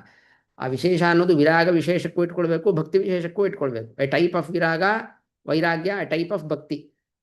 ಆ ಟೈಪು ಅದು ಎಕ್ಸ್ಕ್ಲೂಸಿವ್ಲಿ ಫಾರ್ ಬಿಂಬ ಅಪರೋಕ್ಷ. ಅಂತಹ ವೈರಾಗ್ಯ ಮತ್ತು ಭಕ್ತಿಗಳಿಂದ ಬರೆಯದಾಗಲ್ಲ, ಅವಿಸ್ಮೃತಿಯಲ್ಲೂ ಇರಬೇಕು. ಅಂದ್ರೆ ಏನು ಹೇಳ್ತಾ ಇದ್ದಾರೆ ಸಾರ್ವಧಾರಕಾರರು ಭಾಗವತದಲ್ಲಿ? ಪರಮಾತ್ಮನ ಸ್ಮರಣೆ ಅನ್ನೋದು ಎಷ್ಟು ಇಂಪಾರ್ಟೆಂಟಪ್ಪ. ನಿಮಗೆ ಪರೋಕ್ಷ ಜ್ಞಾನ ಆಗ್ಲಿಕ್ಕೆ ಬೇಕು, ಸಾಮಾನ್ಯ ಪರೋಕ್ಷ ಜ್ಞಾನ ಆಗ್ಲಿಕ್ಕೆ ಬೇಕು, ಬಿಂಬಾಪರೋಕ್ಷ ಆಗ್ಲಿಕ್ಕೂ ಆ ಸದಾ ಸ್ಮರಣೆ ಅನ್ನೋದು ಬೇಕು. ಆದ್ದರಿಂದ ಬಿಂಬಾಪರೋಕ್ಷ ಹೇಗಾಗತ್ತೆ ಅಂತ ಪ್ರಶ್ನೆಗೆ ಮತ್ತೆ ಅವಿಸ್ಮೃತಿ ಅನ್ನೋದೇ ಉತ್ತರ. ಆದರೆ ಅವಿಸ್ಮೃತಿ ಜೊತೆಗೆ ಇದಿರಬೇಕು, ಆ ವೈರಾಗ್ಯ ವಿಶೇಷ, ಭಕ್ತಿ ವಿಶೇಷ ಅದಿರಬೇಕು. ಅದರಿಂದ 5ನೇ ಪ್ರಶ್ನೆ ಉತ್ತರ ಬಂತು. 6ನೇ ಪ್ರಶ್ನೆ ಏನಿತ್ತು ಅಂತ ಕೇಳಿದರೆ, ಆ ಭಕ್ತಿಯನ್ನು ಹೇಗೆ ನಾವು ಉತ್ಕೃಷ್ಟವಾದ ಭಕ್ತಿಯನ್ನು ಪಡೀಲಿಕ್ಕೆ ಸಾಧ್ಯ? ಅದೊಂದು ದೃಷ್ಟಾಂತ ಕೊಟ್ಟಿದ್ರು. ಏನಿತ್ತು ದೃಷ್ಟಾಂತ ಪ್ರಶ್ನೆಗೆ ಬರಬೇಕಾದ್ರೆ ಅಂತ ಕೇಳಿದ್ರೆ, ಏನಪ್ಪ ಇದು ನನ್ನ ಭಕ್ತಿ, ಯಾವ ಭಕ್ತ ಭಕ್ತಿ ಸದೃಶಿ. ಊಟ ಹಸಿವೆ ಆದಾಗ ಊಟ ಮಾಡೋ ತನಕ ಅನ್ನದ ಮೇಲೆ ಭಕ್ತಿ ಬೇಕು ಬೇಕು ಅಂತ ಹಂಬಲ. ಊಟ ಆದಮೇಲೆ ಅದ್ರ ಮೇಲೆ ಏನು ಭಕ್ತಿ ಇರಲ್ಲ. ಸಾಕು, ಊಟ ಆಗಿದೆ, ಹಸಿವೆ ಮತ್ತೆ ಬಂದಾಗ ನೋಡ್ಕೊಳ್ಳೋಣ, ಆ ತರಹ ಇದ್ದರೆ ಪ್ರಯೋಜನ ಇಲ್ಲ. ಅಂತಹ ಒಂದು ಉತ್ಕೃಷ್ಟವಾದ ಭಕ್ತಿ ಅಂದರೆ ನಿರಂತರವಾಗಿ ಭಕ್ತಿ ಇರಬೇಕು. ಅದನ್ನು ಪರಮಭಕ್ತಿ ಅಂತ ಕರೀತಾರೆ. ಆ ಪರಮಭಕ್ತಿ ಅನ್ನೋದು ಹೇಗೆ ಹುಟ್ಟತ್ತೆ ಅಂತ 6ನೇ ಪ್ರಶ್ನೆ ಇತ್ತು ಅಲ್ವಾ? ಆ 6ನೇ ಪ್ರಶ್ನೆಗೂ ಉತ್ತರ ಕೊಡ್ತಾ ಇದ್ದಾರೆ. ಸಾ ಏವ ವಿರಾಗ ಜ್ಞಾನಾಭ್ಯಾಂ ವಿಶೇಷಾಭ್ಯಾಂ ವಿಶೇಷಿತ ಅವಿಸ್ಮೃತಿ ಪರಮಾಂ ಭಕ್ತಿಂ ತನೋತಿ. ಮತ್ತು ಅಲ್ಲೂ ಪರಮಾತ್ಮನ ಸ್ಮರಣೆ ಬೇಕು. ಅಂದರೆ ಅದ್ರ ಇವಾಗ ಏನು ಬೇಕು ಅಂದರೆ ವಿರಾಗ ಜ್ಞಾನ, ಅಂದರೆ ವೈರಾಗ್ಯ ಮತ್ತು ಜ್ಞಾನ ಇವೆರಡೂ ಇರಬೇಕಂತೆ. ಇಂತಹ ವೈರಾಗ್ಯ ಮತ್ತು ಜ್ಞಾನ ಇವೆರಡೂ ಇದ್ದರೆ, ಯಾವ ಜ್ಞಾನ ಇದು? ಅಪರೋಕ್ಷ ಜ್ಞಾನ. ಅಪರೋಕ್ಷ ಜ್ಞಾನವಾದ ಮೇಲೆ ಈಗ ನೋಡಿ, ಅಪರೋಕ್ಷ ಜ್ಞಾನವಾಗಲಿಕ್ಕೆ ಹೀಗಿಟ್ಕೊಳ್ಳೋಣ, ಜ್ಞಾನ ಭಕ್ತಿ ವೈರಾಗ್ಯಗಳು ಬೇಕು ಅಪರೋಕ್ಷ ಜ್ಞಾನ ಆಗಲಿಕ್ಕೆ. ಆ ಜ್ಞಾನ ಫಸ್ಟ್ ಏನು? ಪರೋಕ್ಷ ಜ್ಞಾನ ಅಲ್ವಾ? ಶಾಸ್ತ್ರದಿಂದ ಗೊತ್ತಾಗಿರುವ ಜ್ಞಾನ ಮತ್ತು ಸಾಮಾನ್ಯ ಭಕ್ತಿ, ಸಾಮಾನ್ಯ ವೈರಾಗ್ಯ, ಇದು 3. ಇದು 3ರಿಂದ ಏನು ಸಿಗುತ್ತೆ? ಒಂದು ಬಿಂಬಾಪರೋಕ್ಷ ಆಯಿತು. ಇವಾಗ ನೋಡಿ, ಬಿಂಬಾಪರೋಕ್ಷ ಆಯಿತು ಅಂದರೆ ಈ ಮೊದಲು ಬಿಂಬಾಪರೋಕ್ಷ ಜ್ಞಾನ, ಅದಕ್ಕಿಂತ ಮೊದಲೇನಿತ್ತು? ಪರೋಕ್ಷ ಜ್ಞಾನ ಇತ್ತು. ಇವಾಗ ಏನು? ಅಪರೋಕ್ಷ ಜ್ಞಾನ ಬಂತು. ಅಪರೋಕ್ಷ ಜ್ಞಾನ ಬಂದರೂ ಆ ಭಕ್ತಿ ಹಾಗೇ ಇದೆ. ಸಾಮಾನ್ಯ ಭಕ್ತಿ, ಸಾಮಾನ್ಯ ವೈರಾಗ್ಯ. ಆ ಸಾಮಾನ್ಯ ಭಕ್ತಿ, ಸಾಮಾನ್ಯ ವೈರಾಗ್ಯ, ಪರೋಕ್ಷ ಜ್ಞಾನ 3 ಸೇರಿ ಅಪರೋಕ್ಷ ಜ್ಞಾನ ಬಂತು. ಇವಾಗ ಏನು ಹೇಳ್ತಾ ಇದ್ದಾರೆ ವಿಷ್ಣು ತೀರ್ಥರು ಅಂದರೆ, ಆ ಅಪರೋಕ್ಷ ಜ್ಞಾನ ಬಂತು ಮತ್ತು ಸಾಮಾನ್ಯ ವೈರಾಗ್ಯ ಇತ್ತಲ್ವಾ, ಆ ಸಾಮಾನ್ಯ ವೈರಾಗ್ಯ ಮತ್ತು ಅಪರೋಕ್ಷ ಜ್ಞಾನಗಳಿಂದ ಕೂಡಿರಬೇಕು ಆ ಪರಮಾತ್ಮನ ಸ್ಮರಣೆ. ಅವಾಗ ಏನಾಗುತ್ತೆ? ಪರಮಭಕ್ತಿ ಅನ್ನೋದು ಹುಟ್ಟತ್ತೆ. ಅಂದರೆ ನಾನು ಹಿಂದೆ ಹೇಳಿದ್ದೆ ಏನಂದರೆ, ಅಪರೋಕ್ಷ ಜ್ಞಾನವಾಗುವಕ್ಕಿಂತ ಮುಂಚೆ ನಾವು ಏನು ಮಾಡಿದ್ರೂ ಅದರದ್ದು ಏನೋ ಒಂದು ಫಲ ಇರುತ್ತೆ. ಅಪರೋಕ್ಷ ಜ್ಞಾನ ಬಂದ ಮೇಲೆ ಮಾಡಿದ ಅದೇ ಸಂಧ್ಯಾ ವಂದನೆ, ಅದೇ ನಮಸ್ಕಾರ, ಅದೇ ದಾನ, ಅದು ಸಿಕ್ಕಾಪಟ್ಟೆ ಫಲ ಕೊಡುತ್ತೆ. ಯಾಕೆ? ಅದರಲ್ಲಿ ಹೆಚ್ಚು ಒಂದು ಶಕ್ತಿ ಇರುತ್ತೆ, ಅನುಸಂಧಾನ ಇರುತ್ತೆ. ಹಾಗೆ ಇಲ್ಲಿ ಏನಂತ ಇದ್ದಾರೆ ಅಂದರೆ, ಸಾಯೇವ ಅಂದರೆ ಆ ಉಪಾಸನೆಯೇ ವಿರಾಗ ಜ್ಞಾನಾಭ್ಯಾಂ ವಿಶೇಷಾಭ್ಯಾಂ ವಿಶೇಷಿತ. ಸಾಮಾನ್ಯ ವೈರಾಗ್ಯ ಮತ್ತು ಅಪರೋಕ್ಷ ಜ್ಞಾನದಿಂದ ಕೂಡಿದ ಒಂದು ಪರಮಾತ್ಮನ ಸ್ಮರಣೆ ಅಂತ ಆದರೆ ಅವಾಗ ಏನಾಗುತ್ತೆ? ಪರಮಾಂ ಭಕ್ತಿಂ ತನೋತಿ, ಉತ್ಕೃಷ್ಟವಾದ ಭಕ್ತಿಯನ್ನು ತಂದು ಕೊಡುತ್ತದೆ. ಅದರಿಂದ 6ನೇ ಪ್ರಶ್ನೆ ಉತ್ತರ ಬಂತು. ಹೇಗಪ್ಪ ದೃಢವಾದ ಒಂದು ಭಕ್ತಿ ಬರುತ್ತೆ ಅಂದರೆ ಉತ್ತರ ಏನು ಬಂತು ಗೊತ್ತಾ? ಆ ಪ್ರಶ್ನೆ ಇತ್ತಲ್ವಾ, ಏನ್ರಿ ಒಳ್ಳೆ ನಮಗೆ ಅನ್ನದ ಮೇಲೆ ಭಕ್ತಿ ತರಹ, ಅನ್ನದ ಮೇಲೆ ಪ್ರೀತಿ ತರಹ ಪರಮಾತ್ಮನ ಮೇಲೆ ಪ್ರೀತಿ ಇದೆ, ನಮಗೇನಾರು ಸಿಕ್ಕಿಬಿಡ್ತು, ನಾವೇನೋ ಪರಮಾತ್ಮನನ್ನ ಭಕ್ತಿ ಮಾಡ್ತಾ ಇದ್ವಿ, ಅದು ಕೊಡ್ಸಪ್ಪ ಇದು ಕೊಡ್ಸಪ್ಪ ಅಂತ, ಅದು ಬಂತಾ ಅಷ್ಟೇ ಪರಮಾತ್ಮನನ್ನ ಮರ್ತೇ ಬಿಟ್ವಿ ನಾವು. ಅಂತಹ ಭಕ್ತಿ ಅಲ್ಲವಪ್ಪ ನನಗೆ, ಏನು ಮಾಡೋದು ಅಂತ ಪ್ರಶ್ನೆ ಇತ್ತು ಒಂದು ಸಾಧಕನಿಗೆ. ಉತ್ಕೃಷ್ಟವಾದ ಭಕ್ತಿ ಬರಬೇಕು ಅಂತಂದರೆ ಅಪರೋಕ್ಷ ಜ್ಞಾನದ ಆದ ಮೇಲೆ ಅಂತಹ ಪರಮಭಕ್ತಿ ಬರುತ್ತೆ ಅಂತ ಉತ್ತರ. ಸರಿ, ಆವಾಗ ಪರಮಭಕ್ತಿ ತೊಗೊಂಡು ಏನ್ರಿ ಮಾಡೋದು? ಅಪರೋಕ್ಷ ಜ್ಞಾನ ಆಗೋಗಿದೆಯಲ್ವಾ? ಅದು ಬರೀ ಭಕ್ತಿ ಅಲ್ಲ. 7ನೇ ಪ್ರಶ್ನೆಗೂ ಉತ್ತರ ನೋಡ್ಬಿಟ್ಟು ಅದನ್ನು ನೋಡೋಣ. 7ನೇ ಪ್ರಶ್ನೆ ಏನಿತ್ತು? ಉತ್ಕೃಷ್ಟವಾದ ವೈರಾಗ್ಯ ಹೇಗೆ? ಅದಕ್ಕೂ ಒಂದು ದೃಷ್ಟಾಂತ ಕೊಟ್ಟಿದ್ರು ವಿಷ್ಣು ತೀರ್ಥರು. ಹುಡುಗನಿಗೆ ಏನೋ ಒಂದು ಸಿಗೋದಿಲ್ಲ ಅಂತ ಖಾತೆ ಆದರೆ ಅವಾಗ ಅದ್ರ ಮೇಲೆ ವೈರಾಗ್ಯ ತೊಗೊಂಬಂದ್ಬಿಡೋದು. ಅಭಾವ ವೈರಾಗ್ಯ ಅಂತ ನಾನು ಹೇಳಿದ್ದೆ. ಅದು ಪರಮ ವೈರಾಗ್ಯ ಅಲ್ಲ. ಪರಮ ವೈರಾಗ್ಯ ಅಪರೋಕ್ಷ ಜ್ಞಾನೋತ್ತರ ಕಾಲದಲ್ಲಿ ಬರುವುದು. ಅದನ್ನು ಬರೀತಾರೆ. ಸಾಯೇವ ಜ್ಞಾನಭಕ್ತಿಭ್ಯಾಂ ವಿಶೇಷಾಭ್ಯಾಂ ವಿಶೇಷಿತ ಪ್ರಾವಣ್ಯ ರೂಪ ವಿಸ್ಮೃತಿ ವಿರಾಗಮಪಿ ತನೋತಿ. ಪರಮ ವೈರಾಗ್ಯ ಹೇಗೆ ಬರುತ್ತಪ್ಪ ಅಂತಂದರೆ, ಆ ಹಿಂದಿನ ಸ್ಟೆಪ್ಪಲ್ಲಿ ಒಂದು ಭಕ್ತಿ ಇತ್ತಲ್ವ, ಪರಮಭಕ್ತಿ. ಆ ಪರಮಭಕ್ತಿ ಮತ್ತು ಅಪರೋಕ್ಷ ಜ್ಞಾನ ಇವುಗಳ ಜೊತೆ ಕೂಡಿರುವ ಪರಮಾತ್ಮನ ಸ್ಮರಣೆ ಅನ್ನೋದು ಪರಮ ವೈರಾಗ್ಯವನ್ನು ತಂದು ಕೊಡುತ್ತದೆ. ಮತ್ತದೇ ಪ್ರಶ್ನೆ ಇದ್ದೇ ಇದೆ, ಏನು?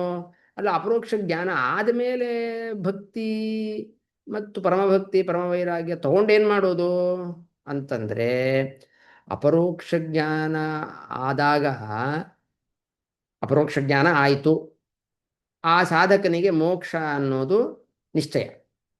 ಆದರೆ ಅವನ ಸ್ವರೂಪದಲ್ಲಿ ಎಷ್ಟು ಸುಖ ಆನಂದ ಆಗಬೇಕೋ ಅದಷ್ಟೂ ಕೂಡ ಮ್ಯಾನಿಫೆಸ್ಟ್ ಆಗಿರಲ್ಲ ಅಪರೋಕ್ಷ ಜ್ಞಾನದಿಂದ. ಕೇವಲ ಅಪರೋಕ್ಷ ಜ್ಞಾನ ಇದ್ದರೆ ಅದು ಪಾಸಿಂಗ್ ಮಾರ್ಕ್ಸ್ ಥರ. ಈಗ 35 ಮಾರ್ಕ್ಸ್ ಸಿಕ್ತಪ್ಪ ಅಂದರೆ ಪಾಸ್, ಆ ಸ್ಟ್ಯಾಂಡರ್ಡಿಂದ ನೆಕ್ಸ್ಟ್ ಕ್ಲಾಸ್ಗೆ ಹೋಗ್ಬೋದು. ಆದರೆ ಅದು ಆ ಹುಡುಗನ ವಿದ್ಯಾರ್ಥಿಯ ಕೆಪಾಸಿಟಿ ಅಲ್ಲ. ಅವನ ಕೆಪಾಸಿಟಿ 70 ಮಾರ್ಕ್ಸು 80 ಮಾರ್ಕ್ಸು 90 ಮಾರ್ಕ್ಸು ತೆಗೆಯುವಷ್ಟು ಕೆಪಾಸಿಟಿ ಇರುತ್ತೆ. ಅದೆಲ್ಲ ಹೇಗೆ ಪಡೆಯೋದು? ಮತ್ತು ಆ ಸುಖವನ್ನು ಅದು ಅಪರೋಕ್ಷ ಜ್ಞಾನೋತ್ತರ ಕಾಲದಲ್ಲಿ ಮಾಡುವ ಸಾಧನೆಯಿಂದ. ಈಗ ಅಪರೋಕ್ಷ ಜ್ಞಾನ ಆಯಿತು, ಈಗ ರಾಘವೇಂದ್ರ ಸ್ವಾಮಿಗಳಿದ್ದಾರೆ, ಅವರನ್ನು ಕೊಂಡಾಡಿದ್ದಾರೆ. ಅಪರೋಕ್ಷಿ ಕೃತಶ್ರೀಶಃ ಅಂತ ಅಪ್ಪಣ್ಣಾಚಾರ್ಯರು ಕೊಂಡಾಡಿದ್ದಾರೆ. ಅವರು ಅಪರೋಕ್ಷ ಜ್ಞಾನ ಆಗೋಗ್ಬಿಟ್ಟಿದೆ. ಅಪರೋಕ್ಷ ಜ್ಞಾನ ಆದ ಮೇಲೆ ಅವರು ಎಷ್ಟು ಸಾಧನೆ ಮಾಡ್ತಾ ಇದ್ದಾರಲ್ವಾ, ಅದೆಲ್ಲ ಆ 35 ಮಾರ್ಕ್ಸಿಂದ 100 ಹೋಗ್ಲಿಕ್ಕವಲ್ಲ ಅದು. ಅವಾಗ ಏನು ಬೇಕು? ಪರಮಭಕ್ತಿ ಬೇಕು, ಪರಮ ವೈರಾಗ್ಯ ಬೇಕು. ಅದನ್ನ ಹೇಳ್ತಾ ಇದ್ದಾರೆ. ಆ ಪರಮಭಕ್ತಿ ಪರಮ ವೈರಾಗ್ಯ ಅದೆಲ್ಲ ಸಿಗೋದಕ್ಕೆ ಕಾರಣ ಏನು ಗೊತ್ತಾ? ಪರಮಾತ್ಮನ ನಿರಂತರವಾದ ಸ್ಮರಣೆ. ಸೊ ಆ ಅವಿಸ್ಮೃತಿ ಅನ್ನೋದು ಪರಮಾತ್ಮನ ನಿರಂತರವಾದ ಸ್ಮರಣೆ, ಆದರಪೂರ್ವಕವಾದ ನಿರಂತರವಾದ ಸ್ಮರಣೆ ಅನ್ನೋದು ಎಷ್ಟು ಸಣ್ಣ ಒಂದು ಸಾಧನೆ ಅಂತ ನಮಗೆ ಅನಿಸುತ್ತೆ. ಆದರೆ ಅದು ಎಲ್ಲದಕ್ಕೂ ಕಾರಣ ಆಗಿದೆ. ಪರೋಕ್ಷ ಜ್ಞಾನಕ್ಕೆ, ಅಪರೋಕ್ಷ ಜ್ಞಾನಕ್ಕೆ, ಅದರ ಮುಂದೆ ಮಾಡುವ ಸಾಧನಕ್ಕೆ ಪರಮಭಕ್ತಿ ಪರಮವೈರಾಗ್ಯ ಹುಟ್ಟಲಿಕ್ಕೆಲ್ಲ ಕಾರಣವಾಗಿದೆ ಅಂತಹ ಪರಮಾತ್ಮನ ಸ್ಮರಣೆ. ಅದಕ್ಕೆ ಎಲ್ಲ ಕಡೆ ಆ ಪರಮಾತ್ಮನ ನಾಮಸ್ಮರಣೆ, ಅವನ ಮಹಿಮಾ ಕಥಾ ಶ್ರವಣ, ಅದರಿಂದ ಒಂದು ಶ್ರವಣ ಮಾಡ್ತಾ ಇದ್ರೆ ಒಂದು ಸ್ಮರಣೆ ಬರುತ್ತಲ್ವಾ. ಸರಿಯಾಗಿ ಕಿವಿಗೊಟ್ಟು ಕೇಳ್ತಾ ಇದ್ದರೆ ಆವಾಗ ಪರಮಾತ್ಮನ ಕಥೆಯನ್ನು ಈಗ ನಾವೇ ಸುಮ್ಮನೆ ಸ್ಮರಣೆ ಮಾಡಬೇಕು ಅಂದರೆ ಕಷ್ಟ. ಅದಕ್ಕೇನು ಮಾಡಬೇಕು? ಪರಮಾತ್ಮ ಶ್ರವಣ ಮಾಡ್ತಾ ಇರೋದು, ಅಥವಾ ನಾವು ಏನೋ ಓದ್ತಾ ಇರೋದು, ಪರಮಾತ್ಮನ ರಾಮಾಯಣ ಮಹಾಭಾರತ ಪುರಾಣಗಳು ಏನೋ ಒಂದು ಪುಸ್ತಕವನ್ನು ಓದ್ತಾ ಇದ್ದರೆ ಪರಮಾತ್ಮನ ಸ್ಮರಣೆ ಬರ್ತಾ ಇರುತ್ತೆ. ಹಾಗೆ ನಿರಂತರವಾದ ಪರಮಾತ್ಮನ ಸ್ಮರಣೆ ಆಗ್ತಾ ಇದ್ದರೆ ಇದೆಲ್ಲ ಆಗತ್ತೆ ಅಂತ ಉತ್ತರ. ಇದು ಏನೋ ವಿಷ್ಣುತೀರ್ಥರು ಏನೋ ಹೊಸದಾಗಿ ಏನೋ ಹೇಳ್ತಾ ಇದ್ದಾರೆ, ಎಳೆದು ಅರ್ಥ ಮಾಡ್ತಾ ಇದ್ದಾರೆ. ಆ ಆದರ ನೈರಂತರ್ಯ ಅನ್ನೋದೆಲ್ಲ ಇಲ್ಲವೇ ಇಲ್ಲ. ಅವಿಸ್ಮೃತಿ ಅನ್ನೋದಕ್ಕೆ ಅದು ಡಬಲ್ ನೆಗೆಟಿವ್ ಹಾಕಿದ್ದಾರೆ, ಅದೇನೋ ಸೇರಿಸ್ತಾ ಇದ್ದಾರೆ. ಇವ್ರದ್ದು ವ್ಯಾಖ್ಯಾನ ಅಂತ ತಿಳ್ಕೊಳ್ಬಾರ್ದು. ಈ ವಿಷಯಗಳನ್ನೆಲ್ಲ ಆಚಾರ್ಯರು ಅನುವ್ಯಾಖ್ಯಾನದಲ್ಲಿ ಹೇಳಿದ್ದಾರೆ. ಅದನ್ನೆಲ್ಲ ಜಯತೀರ್ಥರು ಸುಧಾದಲ್ಲೆಲ್ಲ ಬರೆದಿದ್ದಾರೆ ಈ ವಿಷಯಗಳನ್ನೆಲ್ಲ. ಅದರಿಂದ ಇದು ಐದು ಸ್ಟೆಪ್ಸ್ ಮಾಡ್ಕೊಳ್ಬೇಕು. ನೀವು ನಂದು ಸ್ಕ್ರೀನ್ ನೋಡಿದ್ರೆ ಅಲ್ಲಿ ಬರೆದಿದ್ದೀನಿ, ಏನೋ ಉಪಾಸನ ಪ್ಲಸ್ ಅವಿಸ್ಮೃತಿ. ಅವಿಸ್ಮೃತಿ ಅಂದರೆ ಸ್ಮರಣೆ. ನೋಡಿ, 5ರಲ್ಲೂ ಇದಿದ್ದೇ ಇದೆ, ಉಪಾಸನ ಮತ್ತು ಸ್ಮರಣೆ. ಆದರೆ ಮೊದಲನೇದರಲ್ಲಿ ಅದು ಸರ್ವವಿಘ್ನ ಪರಿಹಾರಕ, ಎರಡನೇದರಲ್ಲಿ ಆ ಸ್ಮರಣೆ ಆದರ ನೈರಂತರ್ಯ ಇದ್ದರೆ ಪರೋಕ್ಷ ಜ್ಞಾನ ಸಿಗುತ್ತೆ, ಸಾಮಾನ್ಯ ಭಕ್ತಿ ಬರುತ್ತೆ, ಸಾಮಾನ್ಯ ವೈರಾಗ್ಯ ಬರುತ್ತೆ, ಅದರಿಂದ ಅಪರೋಕ್ಷ ಜ್ಞಾನನೂ ಆಗಿಬಿಡುತ್ತೆ. ಅದೇ ಸ್ಮರಣೆಯಲ್ಲಿ ಆ ಸಾಮಾನ್ಯ ವೈರಾಗ್ಯ ಸಾಮಾನ್ಯ ಭಕ್ತಿಯನ್ನು ಮಾಡಿದರೆ ಬಿಂಬಾಪರೋಕ್ಷ. ಆ ಬಿಂಬಾಪರೋಕ್ಷ ಅಪರೋಕ್ಷ ಜ್ಞಾನವನ್ನು ಇಟ್ಟುಕೊಂಡು ಅದ್ರ ಜೊತೆ ಸಾಮಾನ್ಯ ವೈರಾಗ್ಯವನ್ನು ಸೇರಿಸಿ ಸ್ಮರಣೆ ಮಾಡ್ತಾ ಇದ್ರೆ ಪರಮಭಕ್ತಿ. ಆ ಪರಮಭಕ್ತಿ ಅಪರೋಕ್ಷ ಜ್ಞಾನ ಸೇರಿದ ಸ್ಮರಣೆ ಮತ್ತು ಉಪಾಸನೆ ಪರಮ ವೈರಾಗ್ಯವನ್ನು ತಂದುಕೊಡುತ್ತೆ ಅಂತ ಹೀಗೆ ಒಟ್ಟು ಉತ್ತರ. ಇದನ್ನೇ ಟೀಕಾರಾಯರು ಕೂಡ ಸುಧಾದಲ್ಲಿ ಸ್ಪಷ್ಟವಾಗಿ ಸಾಧನೆಗಳು 4: ವೈರಾಗ್ಯ, ಭಗವದ್ಭಕ್ತಿ, ಉಪಾಸನೆ, ಸಾಕ್ಷಾತ್ಕಾರ. ಆದರೂ ಇದು ಯಾವುದು 4 ಏನನ್ಸುತ್ತೆ? ಭಕ್ತಿ, ಜ್ಞಾನಭಕ್ತಿ, ವೈರಾಗ್ಯ, ಉಪಾಸನೆ ಅದೆಲ್ಲ ಎಲ್ಲ ಈಕ್ವಲ್ ಸ್ಟೇಟಸ್ ಅಂತ ಅನ್ನಿಸ್ಬಿಡುತ್ತೆ 4. ಅದಕ್ಕೆ ಟೀಕಾರಾಯರು ಹೇಳ್ತಾರೆ, ತಾನಿ ಚ ನ ಸಮಕಕ್ಷಾಣಿ. ಅದೆಲ್ಲ ಒಂದೇ ಸ್ಟೇಟಲ್ಲಿ ಇಲ್ಲಪ್ಪ. ಅದು ಮೊದಲು ಏನು ಮಾಡಬೇಕು? ಮೊದಲು ಸ್ವಲ್ಪ ವೈರಾಗ್ಯವನ್ನು ಪಡಿಬೇಕು, ಅದರಿಂದ ಭಕ್ತಿ ಬರುತ್ತೆ. ವೈರಾಗ್ಯ ಇಲ್ಲದೇನೆ ಭಗವಂತನಲ್ಲಿ ಪ್ರೇಮ ಹೇಗೆ ಬರುತ್ತೆ ಅಂತೆಲ್ಲ ದೃಷ್ಟಾಂತ ಕೊಟ್ಟು, ಭಕ್ತಿ ದಾರಢ್ಯ ಬೇಕು, ವೈರಾಗ್ಯ ದಾರಢ್ಯ ಬೇಕು ಅಂತೆಲ್ಲ ವಿವರಣೆ ಮಾಡಿದ್ದಾರೆ ಈ ವಿಷಯಗಳನ್ನೇ. ಅಷ್ಟೇ ಅಲ್ಲ, ಈ ನಿರಂತರ ನೈರಂತರ್ಯ ಮತ್ತು ಯಾವಾಗಲೂ ಸದಾ ಅಂತ ಬಂತಲ್ವಾ ಆಧಾರ, ಅದನ್ನು ಪತಂಜಲಿಗಳು ಕೂಡ ತಮ್ಮ ಪತಂಜಲಿ ಸೂತ್ರದಲ್ಲಿ ಹೇಗೆ ಮನಸ್ಸನ್ನು ಒಂದೇ ಕಡೆ ಇಡಬೇಕು ಅಂತ ಕೇಳಿದ್ರೆ, ಚಿತ್ತವೃತ್ತಿ ನಿರೋಧ ಅಂದರೆ ಮನಸ್ಸನ್ನು ಬೇರೆ ಬೇರೆ ವಿಷಯಗಳ ಕಡೆ ಹರಿದೇ ಇರೋ ಹಾಗೆ ಹೇಗಪ್ಪ ಕಂಟ್ರೋಲ್ ಮಾಡಬೇಕು ಅನ್ನೋದಕ್ಕೆ ಒಂದು ಉಪಾಯವನ್ನು ಹೇಳಿದ್ದಾರೆ. ಸತು ದೀರ್ಘಕಾಲ ನೈರಂತರ್ಯ ಸತ್ಕಾರ ಸೇವಿತ ದೃಢಭೂಮಿ ಅಂತ ಇದು ಪತಂಜಲಿ ಸೂತ್ರ. ಅದರಲ್ಲಿ ಇದೇ ಶಬ್ದಗಳೇ, ದೀರ್ಘಕಾಲ, ಆದರ, ಸತ್ಕಾರ ಅಂದರೆ ಆದರ. ಇವತ್ತು ನಾನು ಪರಮಾತ್ಮನ ಸ್ಮರಣೆ ಮಾಡಿದೆ ಒಂದು 10 ಸಲ, ನನಗೇನೋ ಸಿಕ್ಬಿಡುತ್ತೆ, ಹಂಗಾಗೋದಿಲ್ಲ. ದೀರ್ಘಕಾಲ, ಅನೇಕ ಜನ್ಮಗಳವರೆಗೆ ಆಗ್ತಾ ಇರಬೇಕು.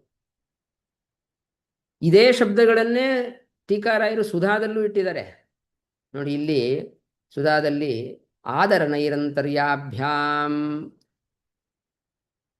ಅಂತ, ಇಲ್ಲೇನು ಭಾಗವತದಲ್ಲಿ ವಿಷ್ಣುತೀರ್ಥರು ಹೇಳಿದ್ರು ಆದರ ಮತ್ತು ನೈರಂತರ್ಯ, ಇದೇ 2 ಶಬ್ದಗಳು ವಿಷ್ಣುತೀರ್ಥರು ವ್ಯಾಖ್ಯಾನದಲ್ಲಿ ಯೂಸ್ ಮಾಡಿರೋದು. ಅದೇ ಶಬ್ದಗಳು ಕೂಡ ಪತಂಜಲಿ ಸೂತ್ರದಲ್ಲೂ ಬಂದಿದೆ. ಆದ್ದರಿಂದ ಇದೇನು ವಿಷ್ಣುತೀರ್ಥರು ಅವರು ಎಳೆದು ವ್ಯಾಖ್ಯಾನ ಮಾಡ್ತಾ ಇದ್ದಾರೆ ಅಂತ ಅರ್ಥ ಮಾಡಿಕೊಳ್ಬಾರ್ದು. ಹಿಂದೆ ಎಲ್ಲರೂ ಹೇಳಿದ್ದೆ, ಯೋಗಶಾಸ್ತ್ರದಲ್ಲಿ ಬಂದಿದ್ದೆ, ಆಮೇಲೆ ಟೀಕಾರಾಯರು ಹೇಳಿದ್ದೇ ವಿಷಯಗಳು, ಆಚಾರ್ಯರು ಹೇಳಿದ್ದೇ ಅನುವ್ಯಾಖ್ಯಾನದಲ್ಲಿ ವಿಷಯಗಳು, ಅದನ್ನು ಬಿಡಿಸಿ ಹೇಳ್ತಾ ಇದ್ದಾರೆ ಅಷ್ಟೇ. ಇಂತಹ ಸ್ಟೆಪ್ಸ್ ಎಲ್ಲ ಇದೆ. ಆ ಶಂಕೆ ಏನು ಬಂದಿದೆ ಸಾಧಕನಿಗೆ, ಹೇಗೆ ಅಪರೋಕ್ಷ ಜ್ಞಾನ ಮಾಡಿಕೊಳ್ಬೇಕು, ಹೇಗೆ ಇದು ಮಾಡಿಕೊಳ್ಬೇಕು, ಪರಮ ವೈರಾಗ್ಯವನ್ನು, ಪರಮ ಭಕ್ತಿಯನ್ನು ಪಡಿಬೇಕು, ಅದಕ್ಕೆ ಮಾರ್ಗವನ್ನು ಮಾತ್ರ ಆ ಶ್ಲೋಕದಿಂದ ಸೂಚಿಸ್ತಾ ಇದ್ದಾರೆ ವಿಷ್ಣು ತೀರ್ಥರು. ಆ ಶ್ಲೋಕದಲ್ಲಿ ಆ ಅವಿಸ್ಮೃತಿ ಎನ್ನುವ ಒಂದೇ ಒಂದು ಪದ ಅದು ಎಲ್ಲದಕ್ಕೂ ಅದು ಕಾರಣ ನಿಜ. ಅದು ಹೇಗೆ ಕಾರಣ ಅಂತ ಅದರ ವಿವರಣೆ ಮಾಡಬೇಕಾದ್ರೆ ಈ ತರಹ ಒಂದು ಮಜಲುಗಳು ಸ್ಟೆಪ್ಸ್ ಇದೆ. ಎಲ್ಲ ಕಡೆ ಪರಮಾತ್ಮನ ಸ್ಮರಣೆ ಅನ್ನೋದು ಮುಖ್ಯವಾಗಿ ಕಾರಣ ಆಗತ್ತೆ. ಆ ಪರಮಾತ್ಮನ ಸ್ಮರಣೆಯನ್ನು ಮಾಡಿದಾಗ ಪರೋಕ್ಷ ಜ್ಞಾನ, ಅಪರೋಕ್ಷ ಜ್ಞಾನ, ಉತ್ಕೃಷ್ಟವಾದ ಭಕ್ತಿ, ಉತ್ಕೃಷ್ಟವಾದ ವೈರಾಗ್ಯ, ಹೀಗೆ ಆ ಎಲ್ಲವೂ ಕೂಡ ಲಭಿಸುತ್ತದೆ. ಹೀಗೆ ನಾವು ಆ ಪ್ರಶ್ನೆಗಳಿಗೆ ಉತ್ತರವನ್ನು ಕಂಡುಕೊಳ್ಬೇಕು ಅಂತ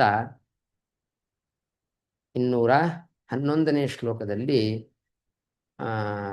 ವಿಷ್ಣು ತೀರ್ಥರು ವ್ಯಾಖ್ಯಾನವನ್ನು ಮಾಡಿದ್ದಾರೆ. ಇಲ್ಲಿಗೆ ನಿಲ್ಲಿಸಿರೋಣ. ಮತ್ತೆ ಈಗ 7 ಪ್ರಶ್ನೆ ಉತ್ತರ ಬಂತು. ಅಷ್ಟಮೀಂ ನಿರಾಚಷ್ಟೆ 8ನೇ ಪ್ರಶ್ನೆಗೆ ಮತ್ತೆ ಉತ್ತರ. ಆಮೇಲೆ ಮಧ್ಯದಲ್ಲಿ ಜಂಪ್ ಮಾಡಿ ಇನ್ನೊಂದು ಯಾವುದೋ 13ನೇ ಪ್ರಶ್ನೆ ತಗೊಳ್ತಾರೆ.